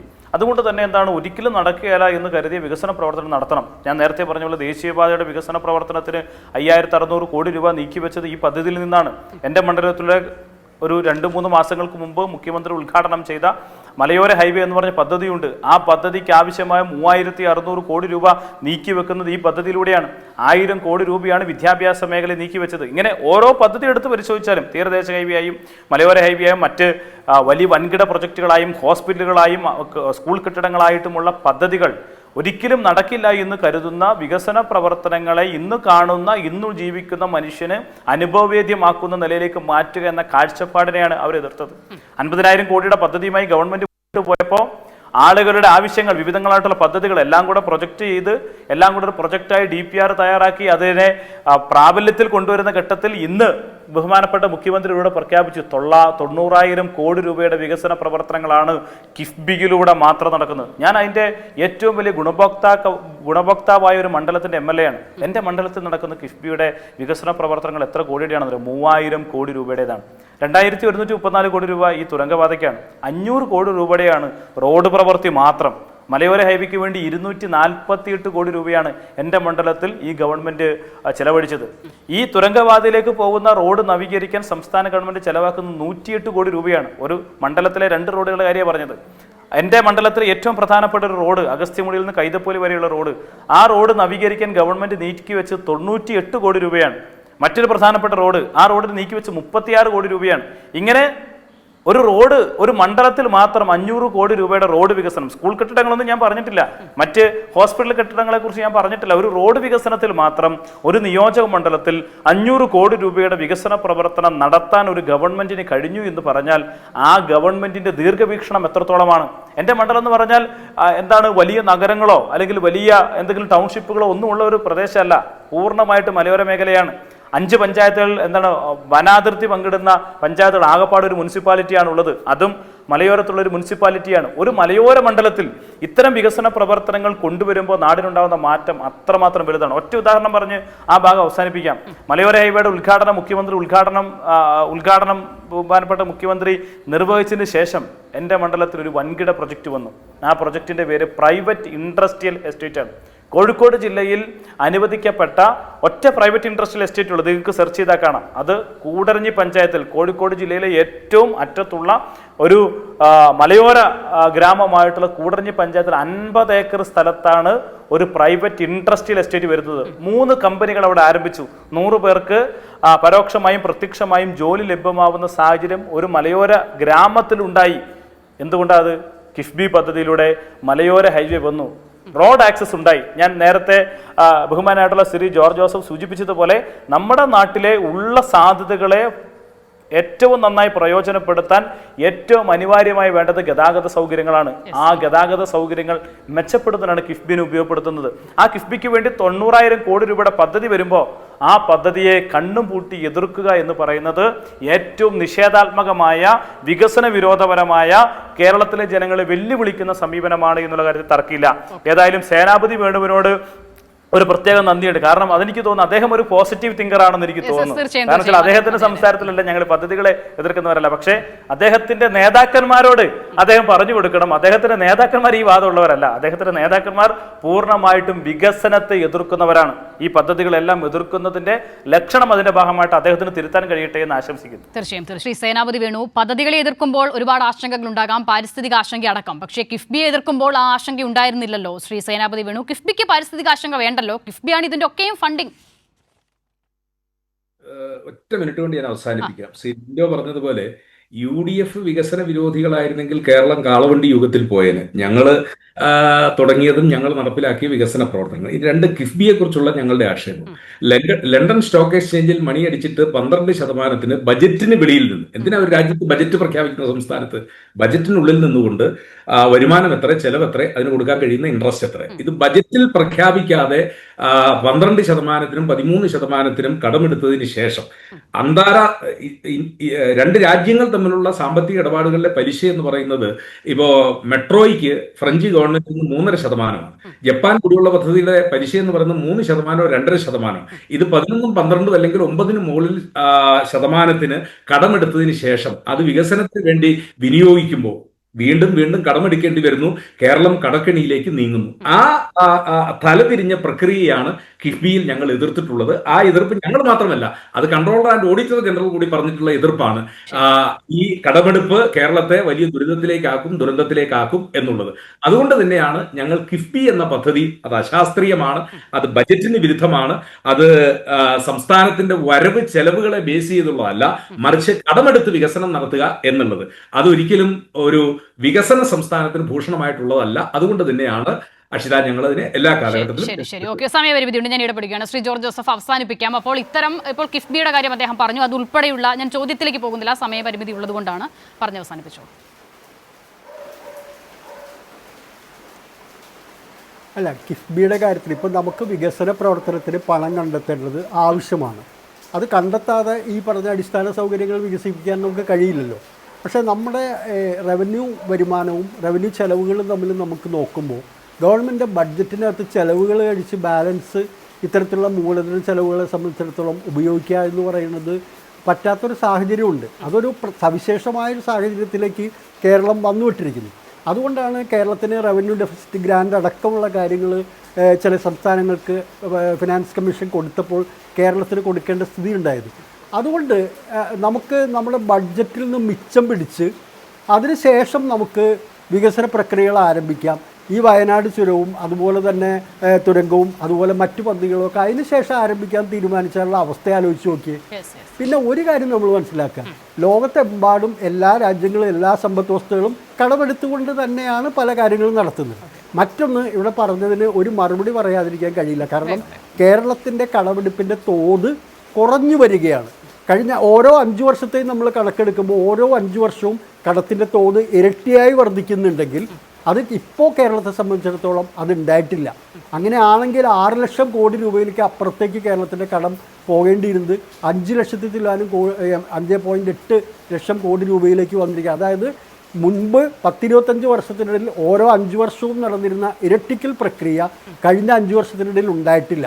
അതായത് കേരളത്തിൻ്റെ കടമെടുക്കുന്ന തോതിൽ ക്രമേണ കുറവ് വരുന്നൊരു സ്ഥിതിവിശേഷം ഉണ്ടാവുന്നു. അപ്പോൾ അതുകൊണ്ട് അതൊരു അനാവശ്യമായിട്ടുള്ള ആശാസ്യമല്ലാത്തൊരു കാര്യമാണ് എന്ന് സാമ്പത്തിക പ്രക്രിയയിൽ കടമെടുക്കലുണ്ട്. അത് ഏത് ഗവൺമെൻറ്റിൻ്റെ കാലത്തും എടുക്കേണ്ടി വരും. എടുക്കാതെ വികസന പ്രവർത്തനങ്ങൾ നടപ്പാക്കുക എന്നുള്ളത് അത് അസാധ്യമായിട്ടുള്ളൊരു കാര്യമാണ്. റവന്യൂ എക്സ്പെൻഡിച്ചറും റവന്യൂ വരുമാനവും തമ്മിലുള്ള ബാലൻസിൽ നിന്നും ക്യാപിറ്റൽ എക്സ്പെൻഡിച്ചർ നടത്താൻ ലോകത്ത് ഒരു സാമ്പത്തിക വ്യവസ്ഥയിലും സാധിക്കാത്തൊരു സ്ഥിതിവിശേഷം ലോകമെമ്പാടുന്നുണ്ട്. അതുകൊണ്ട് കടമെടുത്തായാലും ഭാവി കേരളത്തെ കണക്കാക്കി, ഭാവി വികസനത്തെ കണക്കാക്കി വികസന പ്രവർത്തനങ്ങൾ എത്രയും വേഗം, താമസമാണ് നമുക്ക് സംഭവിച്ച കുഴപ്പം, അതില്ലാതെ ഇനിയും മുമ്പോട്ട് പോകാൻ കഴിയുക എന്നുള്ളതാണ് പ്രധാനം. ശരി, വളരെ നന്ദി. ചർച്ചയിൽ ചേർന്ന Shri Lindo Joseph MLA, advocate Senapathi Venu George Joseph. News and views പൂർണ്ണമാകുന്നു.